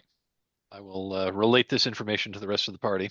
Yeah. So upshot, if pretty much any day, you have several opportunities during the week to leave offerings at the So cube. basically, you leave an offering, and then there's a chance that we get something in return. Yes. Yeah. According to the rumors, is the reward like proportional to like what you leave, Um, or is it just weird, or is it random, or do they? it is random, proportional, and rare. Okay, Um, yeah, there's a small chance you will be cast out of the camp. There's a even smaller chance that you will get a lot back. okay. Mostly, they just take it. Most of the time, they just take it, and we don't get anything in return. I mean, basically, is it a roll or Yeah, it's a roll. Yeah, okay? And is it just a flat? I'm just curious. Is it just a flat random? Is it just a flat straight up random chance it's a or flat random chance. This is a roulette wheel, is what this is. This is yeah, yeah. okay? Okay, I didn't know if there was. I'm just mechanically. I'm just trying to figure out, like, I If we mean, can game the system. yeah, I'm trying to Let's figure out do if there was a way. that. I mean, like mechanically, as the player, I was trying to figure out if there's a way to game the system, or if there was like some information about like they're looking for this particular kind of stuff, Hmm. or Something if that'll give it's us a just better chance. Yeah. Yeah, You know, it is if we left something really rare, would that affect inscrutable things? and Or important, or what? Mysterious and important. It's got it, got it. Because it dawned on me, I've been carrying around that since I think we got it in like I mean this is session 40. We found this in like session 6 or something like that.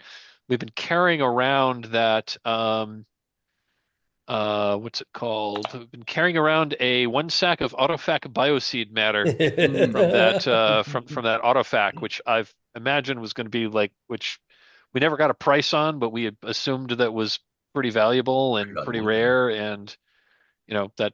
And so I was thinking like, well, I mean, if they're looking for something like, strange and interesting that they probably haven't seen before in a long time, that might be something worth that's true. that Yeah, might be something worth attempting to trade. But I don't know. I mean, but if it's like mechanically, if it's a straight up flat roll and it doesn't really matter what we offer. they will not Well, accept every like if you just put out like junk, they won't accept that. It has to be something valuable. uh, I mean, Hmm. maybe. I mean, but the maybe. we do have an autofac.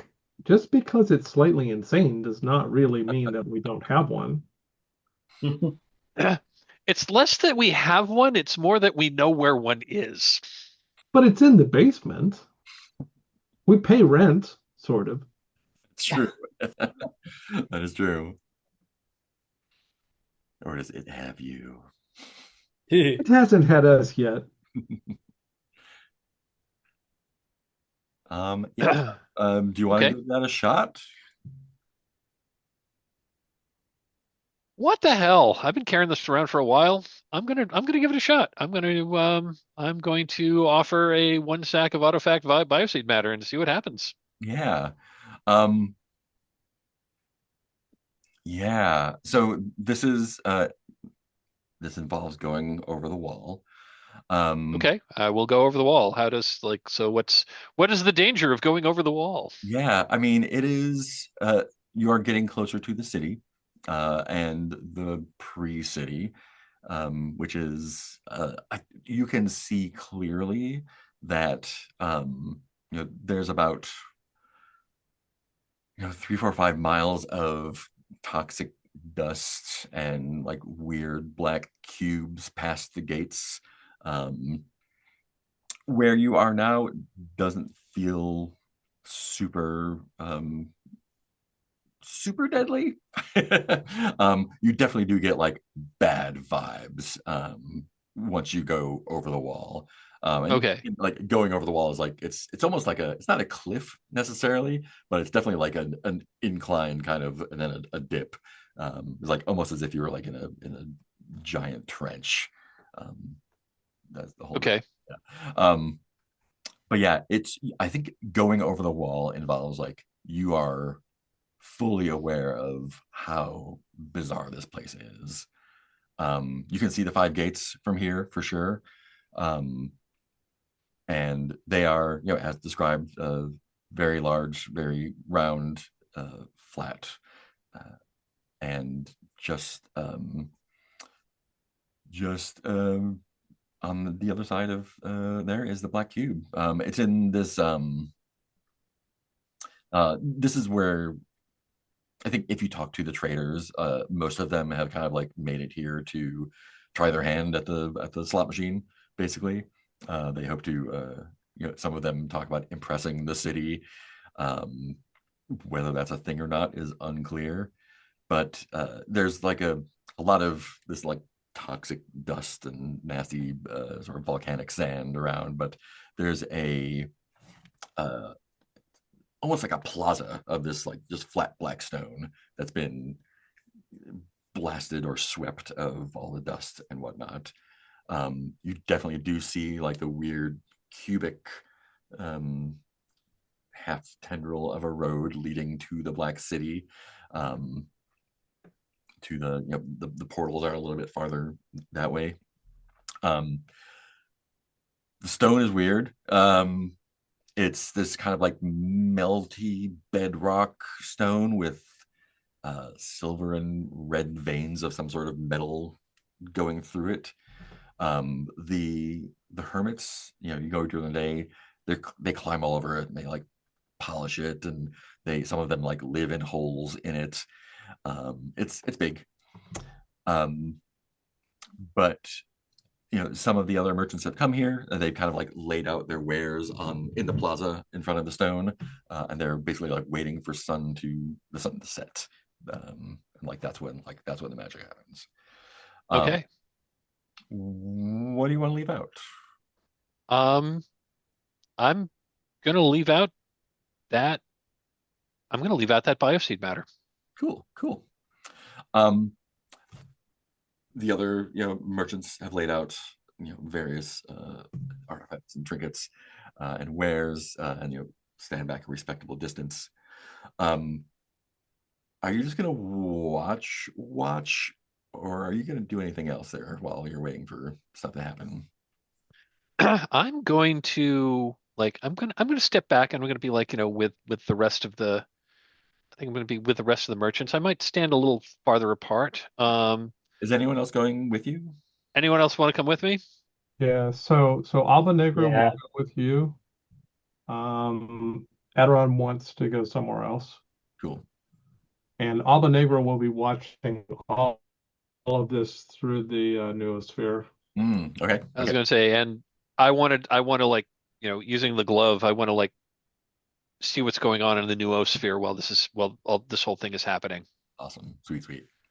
And um, if there's something going on in the noosphere, I don't know, I'll you know, might attempt to like exert some kind of influence over it, but mhm. I don't know. I think I just mainly I just want to see what happens. Fantastic. But I'm interested in like watching, but I also want to be like aware of what's happening at the noospheric level. Yeah. um so sunsets, sinks below the line of the sea there, and as soon as like the last flash of sunlight leaves, more hermits than you imagine kind of pour out of the crevices in this giant cube, and they're kind of like crawling over. Some of them are like kind of like bowing to it, they're polishing it. You can see they have like these like they're like covered in these rags. They're clearly like synthetic, they're not cotton. Like some of them are torn. You can see the flesh underneath is not great. Like radiation burns a lot of them. um and in the noosphere, as they kind of like do their nightly swarm around the cube, you see something kind of flash out from the direction of the city. um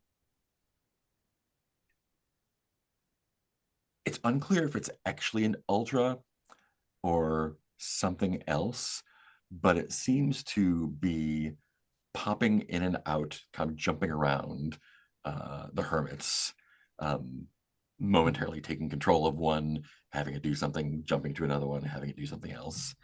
Um, and after it's done whatever kind of unknowable preparations, one of the hermits it inhabits um, kind of like rushes forward into the plaza to where the goods are laid out, um, and pauses for a moment, kind of looks over them, and without like an indication, a few others rush up, and they all start kind of picking through the things and throwing some away, grabbing others, putting back. They do grab your stuff, because it is interesting for sure. Is it like a bucket or two? What does it look like? We never really established that. Let me take a quick look at the description again. It was called a Autofac Bioseed Matter. Yeah, I think it's goo you scraped off of that malfunction Yeah, it's stuff that we scraped off Johnny Five or the Autofac. So I'm thinking, and we've been carrying it around for like for like a couple of years now. whatever. So I think it's no longer gooey. I'm imagining it's like, it's clearly organic. I'm thinking it's like a cluster of like what almost look like eggs that are kind of like like now cemented together with some kind of like, organic, like imagine like an egg cluster of like four or five eggs. This is a whole sack's worth. So I imagine each of the eggs is like, this like the size of an ostrich egg. Mhm. Um, like, they're kind of like clustered together in almost like I'm thinking like, it's like organic. It's almost like um, I'm almost imagining like, the air bladders of like rockweed of Mhm. if you've been to the ocean of like, like seaweed, kind of like that, but they're solid and and if you pick it up and you shake it, there's, they're definitely eggs or some kind of liquid inside them. Nice. So that's the bioseed matter. So it's interesting, and I think I took it out of the container that we'd been carrying it in, and I just placed it there Yeah. so that they knew what it was. They love it. The one that the body hopper jumped into takes it back in front of the cube. There's like a circle of like kind of like cracked yellow plastic that they place it into. And then after a while, they all kind of back off, and there's just like a moment, like a pause hanging in the air. Um, the merchants all feel kind of like the traders feel like there's like an expectant pause. The hermits are just kind of like there. This is what's happening, and then there's a bright flash of violet light, and you roll a d20. I am rolling a d20. Add anything to this? Nope. Can you hero die it if you want to? You can add hero dice. I got an 8. Yeah, there's a flash of violet light, and the offering is still there. The Black City has ignored your offering. Interesting. I will tell you that nothing's going to happen until you get to a 16. So you can spend hero dice on this, but Okay, so we're looking for a 16. I need to bring it up. nothing good happens until 16. Nothing good happens to a 16. But you can always try again another day. Yeah, I think I will. I will bring. I mean, if it isn't accepted, I guess I will take it back, and Yep. we may try. I may try making that offer again in the future. Yeah, it's unlikely they will accept the same offer, but you never know. Well, okay.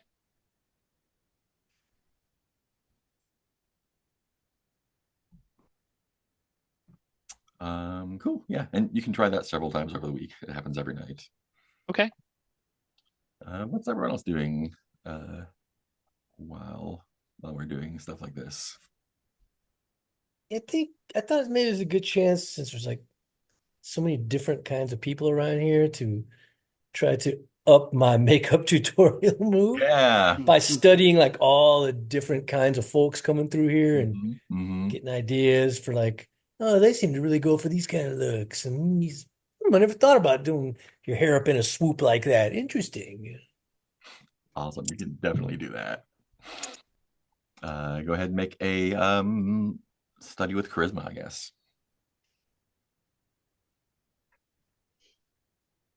So that's just D20 plus charisma. Yes. Oh, it's a 9. Ooh, a 9 will not do any good for you, unfortunately. Folks are more interested in trading than makeup right now. I mean, that you can use a hero die. You could use hero die. I could, but it's not that important to me. I kind of like having a nice high hero die number for the moment in case of weird things. Yeah, good call. In case of leaving offerings or so many places to use dice here. Right. There are. Okay, I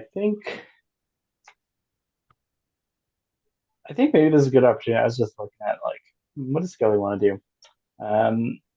Maybe this would actually be a good place where Skelly could maybe try to recover some pre-death memories.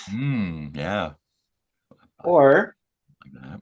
alternatively, well, I mean, it's in the same idea, Mhm. whether that's finding somebody who could help, or I'm not sure how feasible this is, but could Skelly somehow invert reality's cold knife to, instead of like separating memory, sep separate forgetfulness, if that makes sense? Because Interesting. one of its effects is to like recent memories become fuzzy, and if it's Yeah. overcharged, they forget what's happened in the last hour. I So I think to wonder if I could reverse it, invert it. I think to reverse it, we would overcharge it and then go from Hmm. All right, and hopefully don't kill myself in the process. there. Hopefully. So make me a psychomagic roll. So a roll with charisma Charisma. I plus should your up my. wizard skill or necromancy skill or whatever you got there. I got my necromancy skill, which is +6. My Awesome. charisma is 1. Overcharging it, that will cost me 4 life, I think. Mm-hmm. Oof, I might just die. We'll see what happens. Exciting. So that's 6, 7 +7. I think I got on it here. Great. Fantastic. It definitely goes off. I still need to do the 2d6 damage, though, yeah? That damage.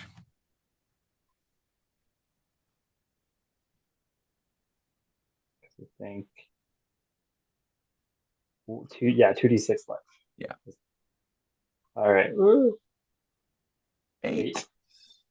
8. Got 4 left. No problem. This is just like self-surgery here. Yeah. What does it look like when you're doing this? I think Skelly finds like someplace. I don't know, maybe Scully's just doing it in its car. Like it's comfortable. It's it's semi-private. Mm. Um, and yeah, probably just like I think it talks itself up. It's like, all right, Skelly, okay, we're gonna try this. We're gonna see how this goes. Um, don't don't worry, Satine, I'll be fine. As it like pets the dash of the car. Holds up a where is this? Oh, it's on the leg. Well, still holds up a finger to its own head. The carvings on the leg glow, and it hurts like a motherfucker. Mm-hmm. Mm-hmm. I think, yeah, you kind of get drawn into the vision. Um, there's definitely I think there's a sense that you've been here before at the Black City. Um, and you see a person who you assume as you. Um, you've come to the Black City. It is not winter. Uh, Unclear exactly what the time of the year is because the weather is so weird here. And you see yourself going up to one of the portals. And when you put your hand on it, there's just like a intense sense of vertigo. And you sort of come to, and you have walked over, it is a good mile or two maybe to the portals. And you find yourself in the position you saw your body in the vision with your hand up against this portal. It is, how big did they say it was? 53 meters, 53-meter ring with kind of like a pale mirror-like surface. They levitate about a meter and a half off of the black rock there. So you have to like get up there. And you there's a couple things. You still kind of feel that vertigo as you're coming to. As you're in front of the portal, you feel there's a light breeze like blowing into it. You can't like it feels like glass or stone when you put your hand on it, but it definitely feels like there's a breeze blowing into it. Um, and then below the portal, there's uh like avocado green plastic box, some sort of, if it was a robot that moved around, it's no longer moving around, but it is loud, and it is, I think what brings you to is that it is loudly like repeating a warning, um, not to litter, basically. Don't throw things into the portal, don't litter here, um, and so on. um, but yeah, that's where you find yourself. Oh, I'll look down at the box. I've been yelling at you for 30 minutes. Be like, I am not a piece of trash. Thank you very much. Don't throw any trash in there. No littering. I haven't. Good. Continue not doing it. Like, you don't happen to be related to a greenish plastic bucket that can talk. A bucket? What kind? Is that an insult? No, I just happen to have a bucket that is somewhat of a shade similar to yours and is Don't throw it also in the appears to portal, be whatever hidden. you do. All right, you're very belligerent. I think I'll leave. If you've seen the things that I've seen, you'd be belligerent too. Like, fair point. No littering. I fully understand. Please step away from the portal. Ah, yes. Okay, that was not entirely clear. I've said it a dozen times. Oh, I only just came into consciousness a moment ago. Well, that's why I have to repeat myself so often. No littering. Well, I will be on my way. Thank you very much. And you can hear it still repeating the warnings as you walk away. If you go in particular. I get it. You can kindly go fuck yourself. If you're looking at the sea from the camp, this is the fourth portal over. Yeah, that's that. Fourth portal. Okay. Portal number 4. Fourth portal. And it seems like you walked quite a way there. Huh. Well, that is interesting. Was I my alive in this memory? Yeah, it was an alive person. My estimate of how long it took to get there was low. It actually probably looks like you walked most of the day to get there. Oh, all right. Why didn't I just drive? And when you get back to the car, like,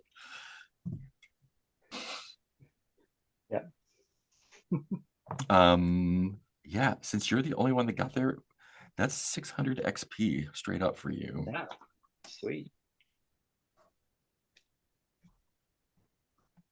Where did you get and how can I get there? Portal. There's 5 portals. So Aderon wanted to go to the full spectrum embassy. Yeah. So the embassy looks it doesn't look like the embassy at the Spectrum Palace. In fact, it looks very much like the behemoth shell, a little bit smaller, and clearly artificial. This is a plastic and steel reproduction of behemoth shell. It's covered in toxic dust. It looks like there's some weird fungal grass mycelium growing on it.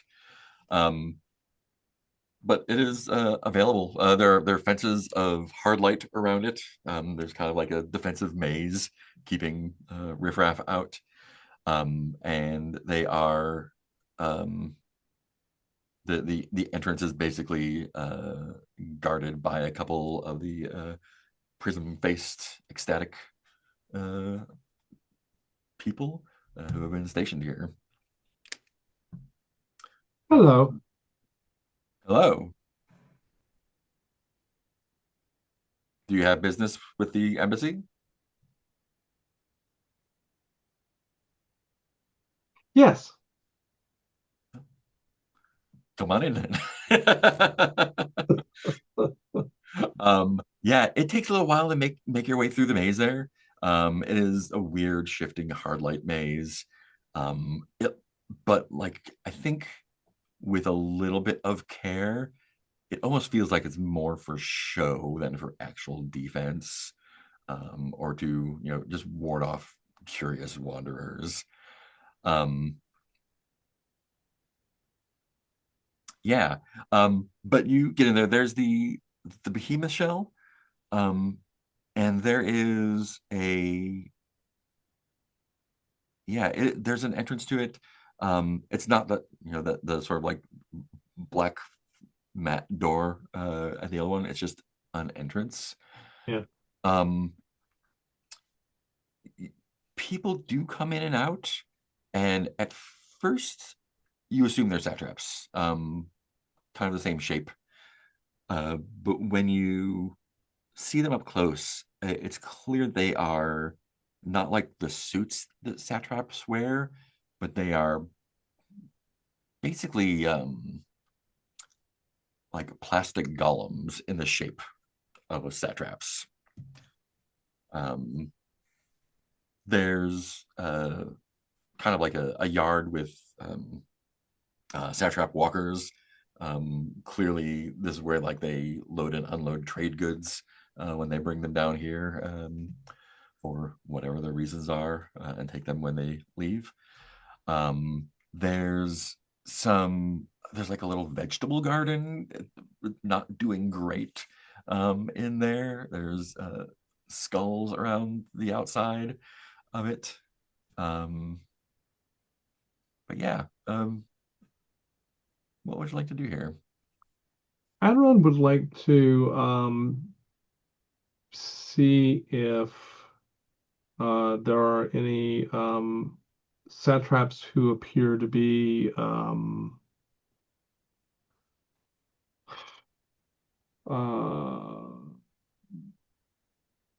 like obvious either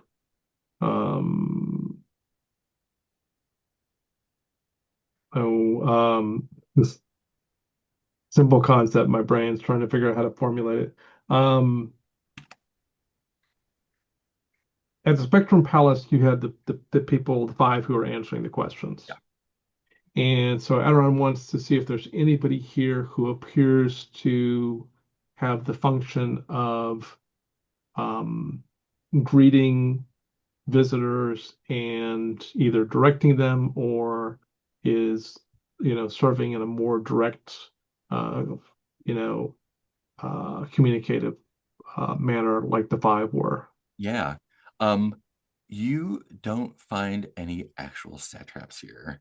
All of the business seems to be done through these automatons, and they don't seem to be remotely piloted or anything. They seem to somehow receive commands from the memoriam, and they're taking care of the garden, taking care of the walkers, managing the place in general.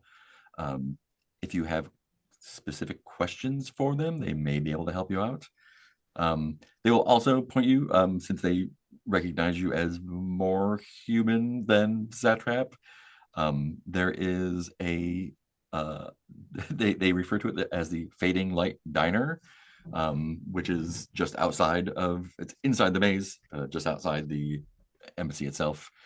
They say, if you want a fancy meal, go there. If you look like a human who eats, so Otherwise, I state your business. Yeah, Enron, I have found that the spectrum satraps are informed in very many ways beyond that of the average individual in the grasslands. Indeed, the satraps know many things. I am here to understand certain processes. I am also trying to determine whether or not there are those in the Black City who can help me with these processes. Of course. While I have a basic level of biomancy, I have never reconstructed a Hakaba combination before. And I am trying to understand how one might do that at various levels of um, cognitive and spiritual mm, mm, uh, enlightenment. Are you asking for directions to a biomancer?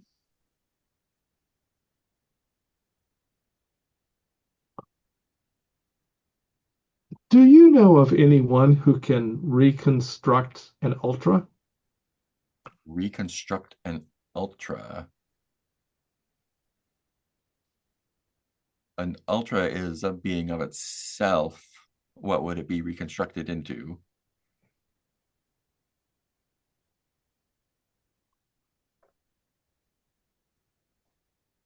Perhaps are there ultras here that I am seeking somebody who can put together an old person from the ancient days who has been disassembled. Some have theorized that the Black City Hermits are controlled by an ultra. Others imagine that it is the spirit of the city itself, which may or may not be indistinguishable from an ultra. There are other stranger things here that we are not aware of. We are primarily a trade outpost. What kind of trade goods are you most interested in? Unique goods that we can offer to the what you call the thing, the cube thing. Yeah.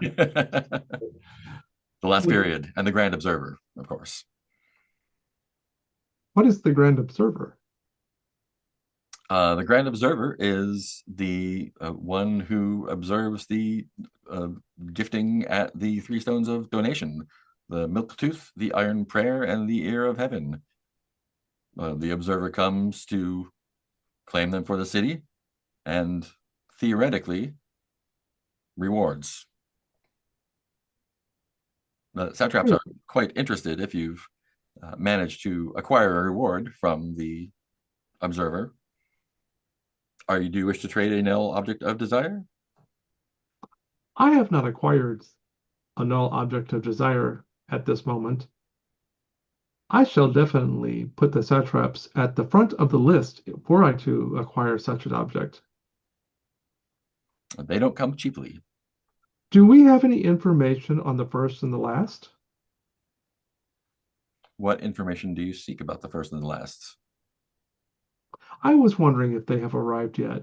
I have friends in the uh, last Sarai who like to keep updated on the first and the last. Last estimates put the reemergence of the first and the last at 89 days. What were the previous estimates? Similar, but we have recalculated. Okay, thank you. Should I leave a token of my esteem? Do you wish to trade with us? Or is this a gift?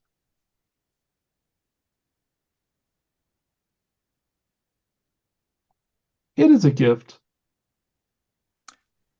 We generally don't accept gifts, but if you'd like to leave it as a tip with Max at the diner, they probably will accept it more.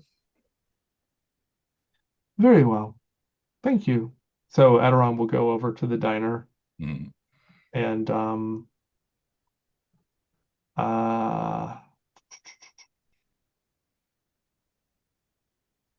basically find wherever the humans have a tendency to leave tips, Hmm. and Aderon will leave a nice piece of bone Nice. Um, and walk out. the outside of the place is the same kind of plasteel as the imitation shell. Yeah, The inside is, you would swear, was dark wood, and kind of, when they say diner, you kind of have a certain image in your mind, and it is more, it's like dimly, comfortably lit.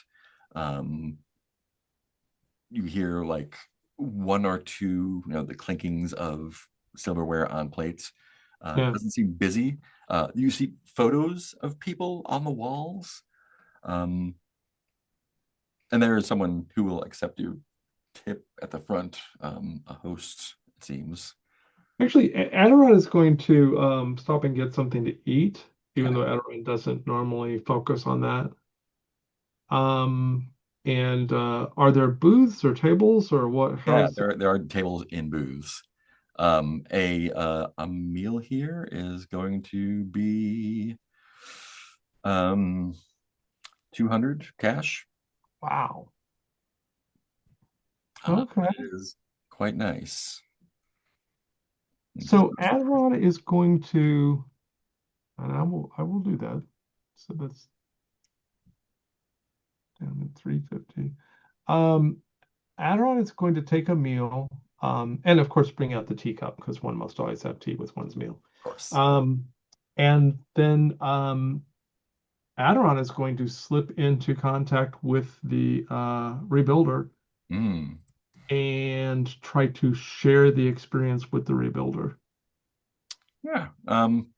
It's unclear how much appreciation the rebuilder has for something like this, but yeah, nothing bad happens. Okay. So Aderon will hang out with the rebuilder while also eating extremely good food. Extremely good. And the host, they introduce themselves as Eris. They kind of, they are very well mannered. Like, they will engage you in some chit chat, but won't be intrusive. When it's clear that you're doing something else, they'll leave you alone. They will check in on you, but not interrupt you. They kind of point out like some of the photos on the walls. They are signed. They say like, "Oh, these are some of the great heroes of this age and previous."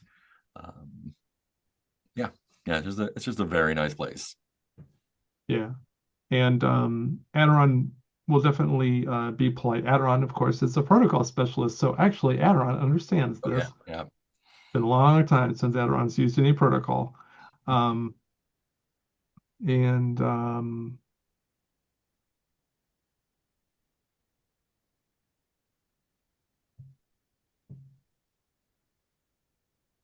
interesting. Uh, Aderon indicates that they will remember this meal as if it was their last. Well, hopefully it won't be, and we'll see you again soon. Um, Anyone else doing stuff this week or exploring more? I've lost track. Is this still the same week where I had a failed makeup tutorial learning? Or are we in I a new believe it weekend? is. Yeah. Okay. I take it and I take it my attempt to trade counted as my week's action. You can go back a few more times if you want. It happens every night. What the hell? Sure, why not? Yeah, I'll go back another. I will go back another time. And what would I offer the next time? Oh, and you know what? The second time you go back, there are fewer people there because they are all kind of awaiting the observer at the Stones of Donation. This is Oh, okay. all potatoes over. Is that this night? That's this. Yeah, that's the Oh, second. well, in that case, I'm going to go over there and just Um, like watch the proceedings. yeah. I'm Uh, not going to offer anything because, well, I mean, I'm not going to pay the. I'm just going to watch the proceedings and see what goes down. So yeah. Albenegra is going to be there too, Hmm. and something might happen. We'll see. Yeah. So I this think I is think Skelly will go to. fantastic, fantastic.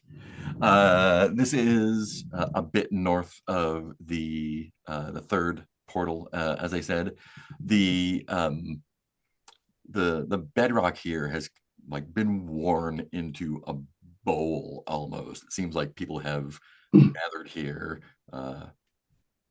for a very long time, over and over. And there are three kind of pillars with these strangely shaped stones. Um, the milk tooth, the iron prayer. So the milk tooth is a slippery, cracked marble stone. The iron prayer is a red and black streaked slab of magnetite, and the ear of heaven is a massive bowl of pink, kind of coral-looking stuff. Um, between anyone who's come to offer and or observe, um, the there are like a small like squad, I would say, of QOC enforcers, basically. They have kind of like this olive like power armor almost, um, kind of guarding the stones. And people kind of come up and they try and make their case. Um, a few of them are let through. You can see large chunks of cash being exchanged as they go. And the very few people who are let through, each I guess only three people, each places an offering on one of the stones. Um, and there's a bit of going back and forth, a little bit of shoving here and there maybe, but eventually everyone kind of hangs back and wait.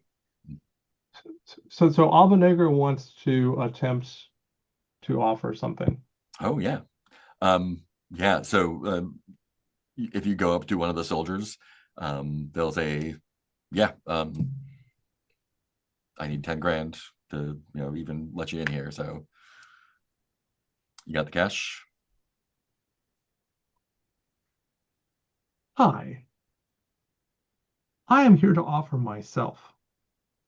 Yourself. Okay, well, show me the money. And Albenegra already would have like given Fedrid her stuff. Mm-hmm. I don't think you understand. I am the offering. Right. No, I understand. Okay. So you're saying that money is you're saying that money is the most important element of the transaction that the city is interested in. I'm saying that only honored members of the cabal are allowed to make offerings, and there's a small membership fee involved. I see. Is there some way that one can um,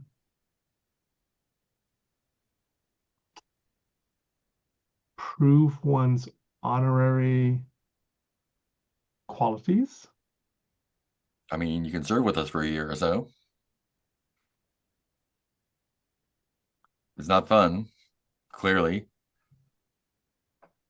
Someone's got to do it. Keep this place in line. And this guy is like way more of a cop than the other guy that you were talking to. Yeah. You seem extraordinarily competent, so I will leave you alone now. And she turns and walks back. Yep. Gets her stuff from Fedrid. More competent than Albenegra, less competent than Fedrid and Modan. Yeah. Let's say And that. Albenegra says to Phaedrid, it's a shakedown. Fedrid nods. Mhm. Um, but yeah, without further ado, the um the air kind of changes in a weird way, and the observer appears.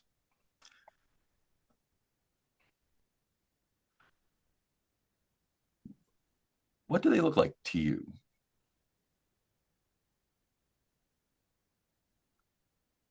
Does each of us have a different? Yeah.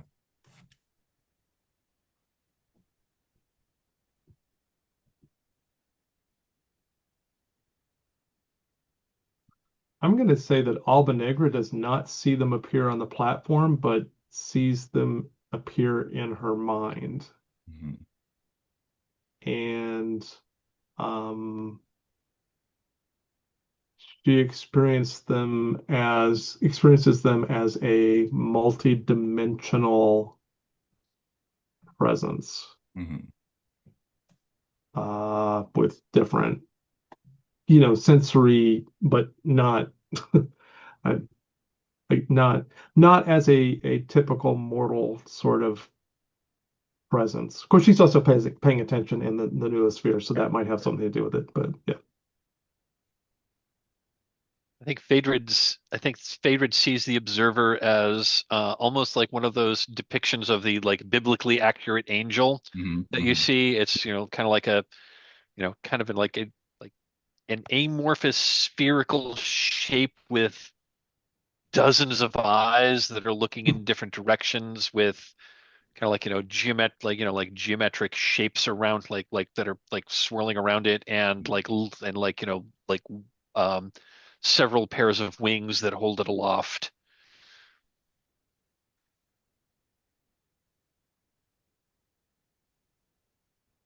Rodan or Skelly there? Yeah. What do we know about this observer? Nothing. Nothing. They appear, Yeah. take the offerings, and may reward them with a. Well, then I'm just gonna go with my gut. That Modan just sees it as like a guy. It's a guy. He's got a Okay. beard and he's sort of like in a long white robe. Nice.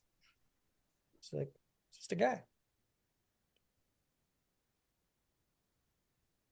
Okay, I think I zoned out for a moment because I'm really confused. So each person sees this as something different. Yeah. Gotcha. Okay. So uh, Phaedra sees it as a biblically accurate angel creature. Hmm. Modan sees it as just a guy. Just a guy. Yeah, just a guy. Okay. We didn't get a description for Aderon yet. Or did we? Adron's not there actually. Yeah, FY. from Oh, Albenegra. Aderon's. Oh, Yeah. Albenegra's there. We Yeah. didn't get a description for Albenegra yet, right? Okay. No, Well, Sorry. Albenegra experienced it in her Oh yeah. mind as a Ah, multi-dimensional presence. gotcha. Okay. Sorry. Yeah, I definitely zoned out for a bit there and lost track of what was happening. Okay. I think Skelly. Does Skelly see this? I think Skelly sees this as a what it imagines the abyss looks like according to its zombie friend. Um, so just like a dark, vast void, probably filled with stars. My God, it's full of stars. mm, Um, and yeah, kind of just like a whole. Um, mhm. nice. Can I add one more thing? Yeah, yeah.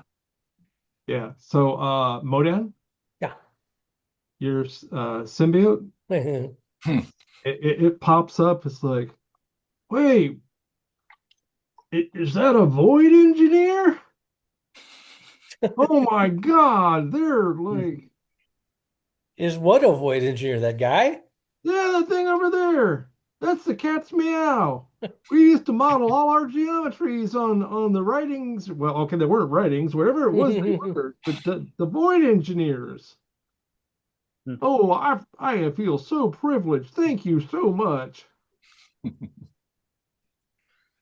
And it's clear that everyone else there also sees it as something awesome in one way or the other, whether it's terrible or not.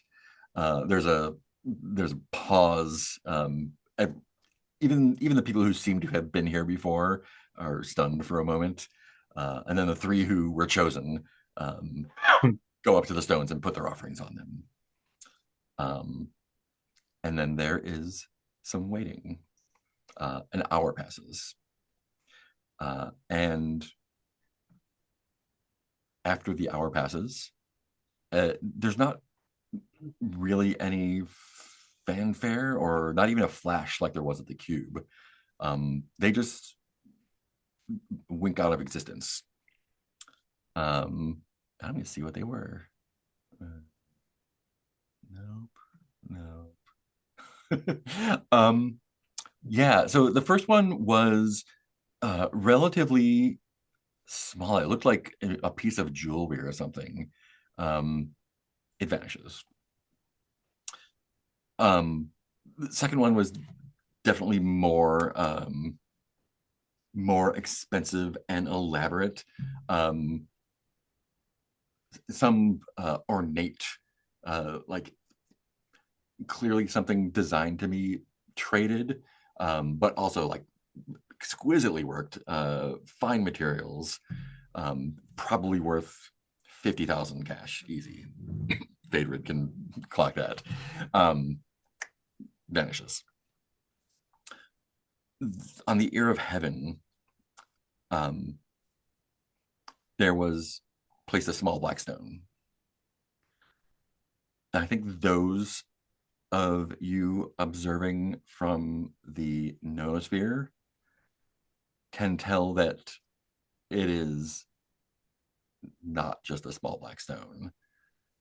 Attached to it is something almost indescribable. It seems to be like a vastly powerful being of some kind that is like the stone. It's like it has just dipped its toe into reality somehow and is bound by it. But whatever it is in there, it's like the impression is like the demon from Fantasia, like the Light on Bald Mountain, like this like sweeping black gnashing glowing eyes thing, desperately trying to tear itself away from the stone. If you had to put a value on it, it would be over 100 million cash. Fedrid can probably make that calculation. It vanishes. And in its place is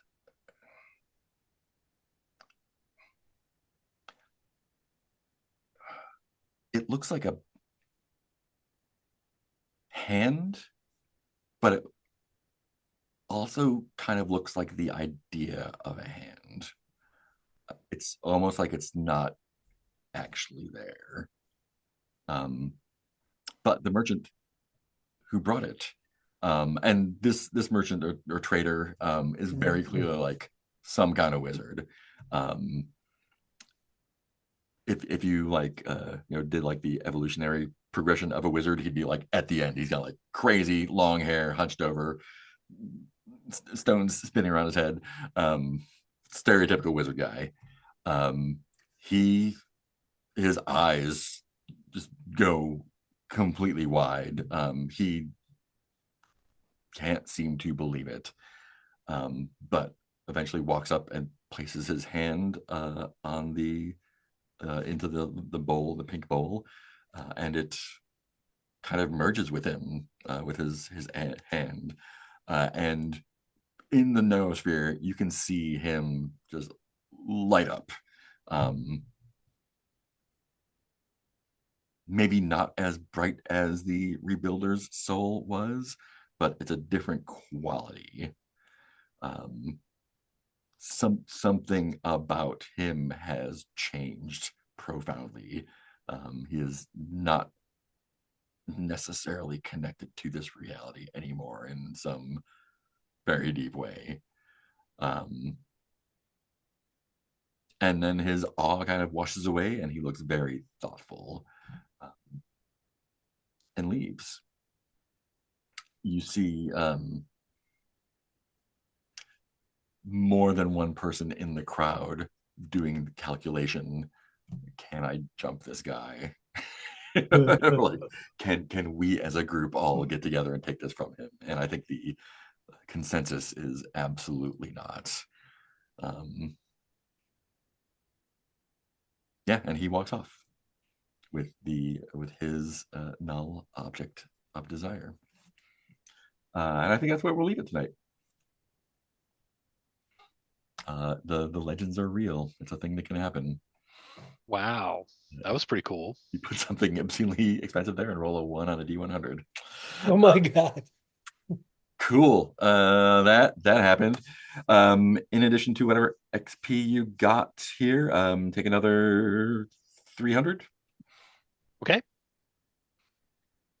And let's jump into stars and wishes. We'll go right to left. Start with Mark. Yes.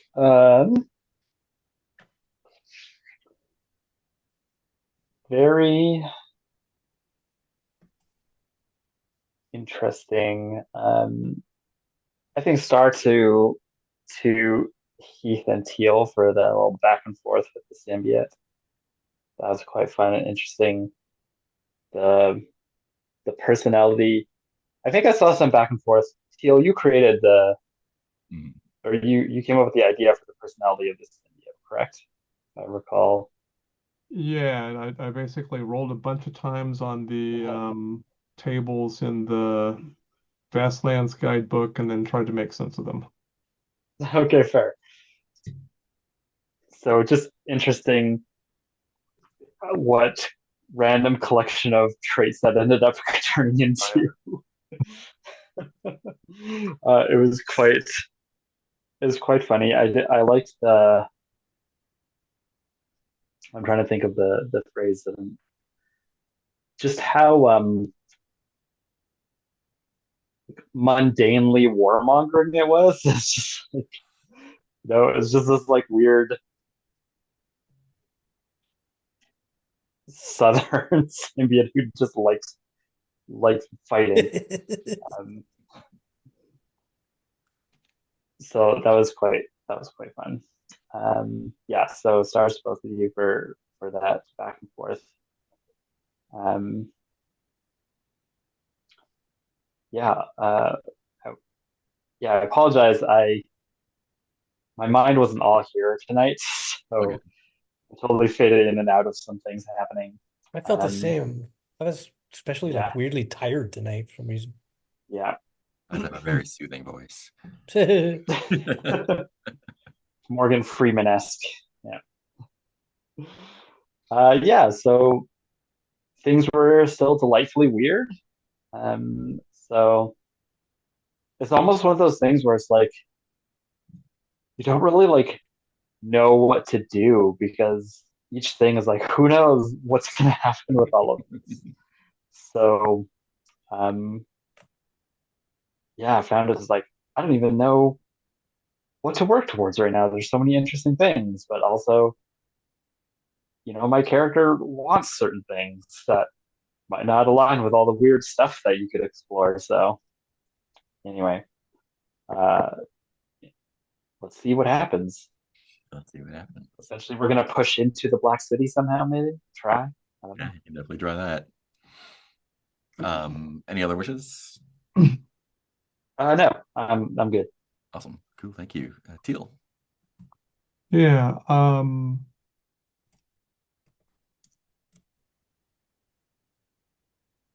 as always, I thought that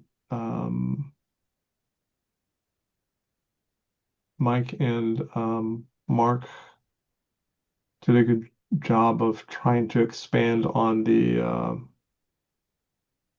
what's it called? The Sajeta. Hmm. That was an interesting exploration, especially Mark, when you were trying to figure out using your necromancy, like that was good. I'm glad Albenegra was like, talk to the wizards. Um, and I really appreciate all the characters that we've got because at this point they're all so very firmly themselves that you can just like, oh, okay, let's go interact with this character and um, see their own particular flavor of reality. I especially liked the hand appearing and dropping the Jetta. That was I'm like, oh, look, surrealism, cool. What is this about? Um, Things could have happened there.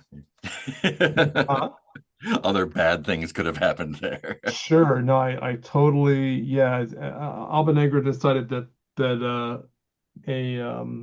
a beach excursion was not something that one should really recommend. Um, but I will echo what uh, uh, Mark, other Mark said, which is it's this is a place that seems to have a lot of very weird things going on, and both of my characters are like, cool, but I've got, like I've got a schedule, damn it. I'm trying to keep. Um, and that leads into wishes and uh,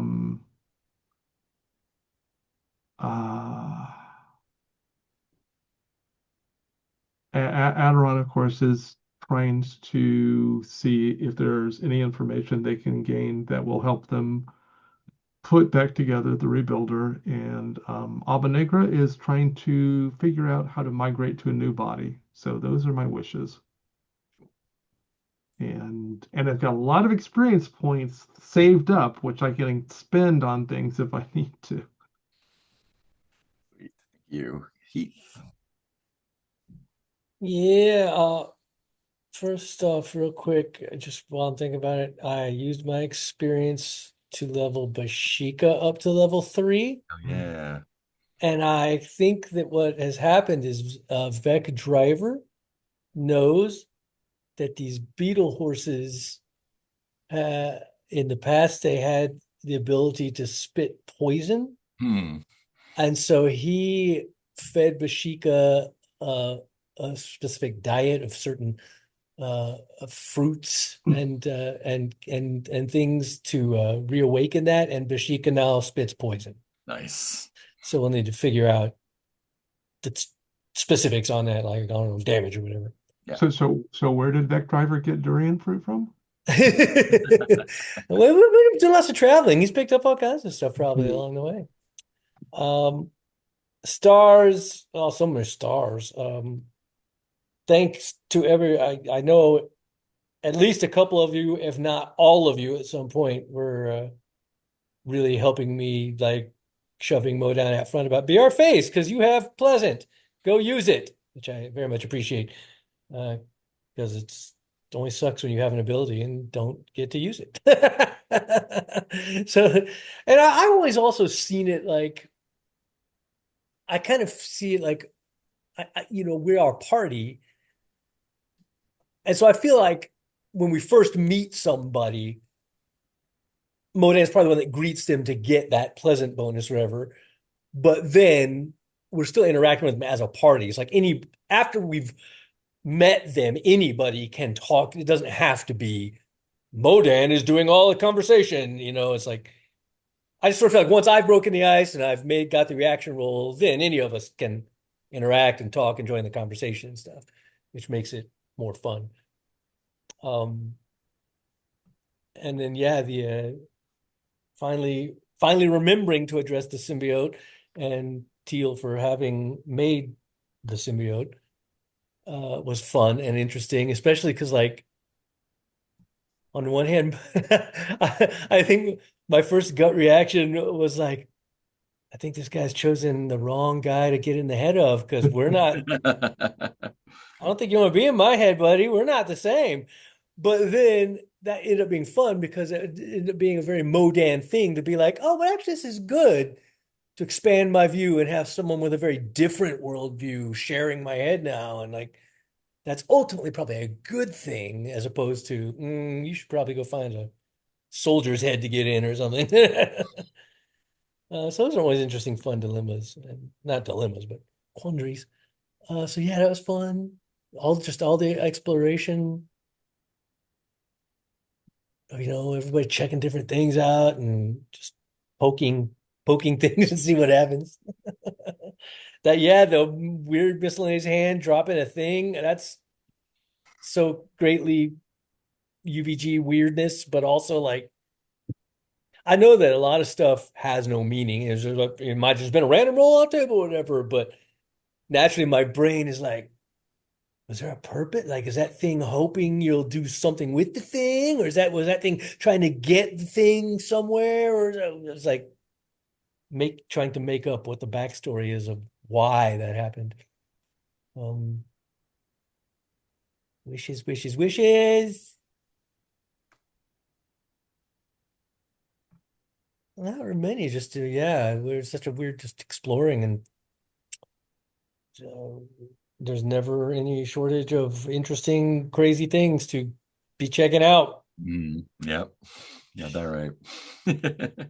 I do wish, I think the same that I think it was, I think Mike Fedrid said, is that it is kind of a bummer that that is purely just a table roll. And like, it's because it is more interesting to me if like, what do you got? And if like the item has some effect or a bonus or something like, oh, that is a more interesting item that would get you +5 bonus, or whatever, as opposed to just like, yeah, just fucking throw anything on the table and roll a die, and it's what's gonna happen is gonna happen. And But that's the Black City deciding, which we cannot yeah, fathom the wants of. but on the flip side, as Mark well knows, I'm also completely a fan of utterly random rolling. It's how I Would you often zero make. dice on him? Yeah, so yeah, I'm just interested to yeah, see what happens next. Wow. Cool. And wrap it up with Mike. Yeah, stars all around. Really fun session as usual. The weirdness is definitely ratcheting up in this place. And the hands like a rift, like a rip in the fabric of space-time, and a hand like reaching out and like dropping something. That was pretty cool. And yeah, one thing I like about, and I guess this is kind of like the OSR-ness of the whole setting, is like you do roll on the random tables and like weird stuff happens, and then we as the players and you as the GM, we are the ones who impose the meaning on that Yeah. and use that to develop what the story is. And I just think that's pretty cool. It's I mean, I'm primarily a story gamer, and this is sort of like the opposite. It's like it's coming to the same. It's like going in the same direction, but it's like coming to this. It's like trying to do the same thing, but coming at it from the opposite direction, Hmm. which I think is kind of cool. Um, as for actual role-playing moments, I loved that interaction between Teal and Heath with like talking with the symbiont. That was awesome. Um, Mark, Skelly and dealing with the portal, that was really fun. I really enjoyed watching that. That was just a super fun little scene. Um, and yeah, just the whole and the this like exchange thing of us like leaving offerings on these pedestals, pillars, whatever, and they just disappearing, and then maybe something comes back. That's just so weird. Kind of love it. That's like we are not in Kansas anymore. No. As for wishes, I am thinking that the fact that we're like all on the outskirts of this like city. I'm thinking the Black City isn't actually a city now. But I'm really curious what's in there. So one of my wishes is I hope we figure out a way to get inside there. Yeah, walk in that direction. That's fine. I'm I'm I'm guessing there's more to it than that. It's probably fine. I realized there's a post-credit scene here. After the wizard leaves with the null object of desire, there's an hour that the observer is still there. And before disappearing, it delivers a grand, confounding prophecy. It just says, "The blood of dragons will restore the love of the necromancer," and then vanishes in the same way that it appeared. And it's gone. I think Skelly Gee. thinks that's interesting. So it'll show up again in 60 days if you want to try one more time. Other than that, yeah, cool, great time. I'm so happy to have gotten to the outskirts of Black City, touch a little bit of the weirdness that is there, and I look forward to a lot more stuff all around.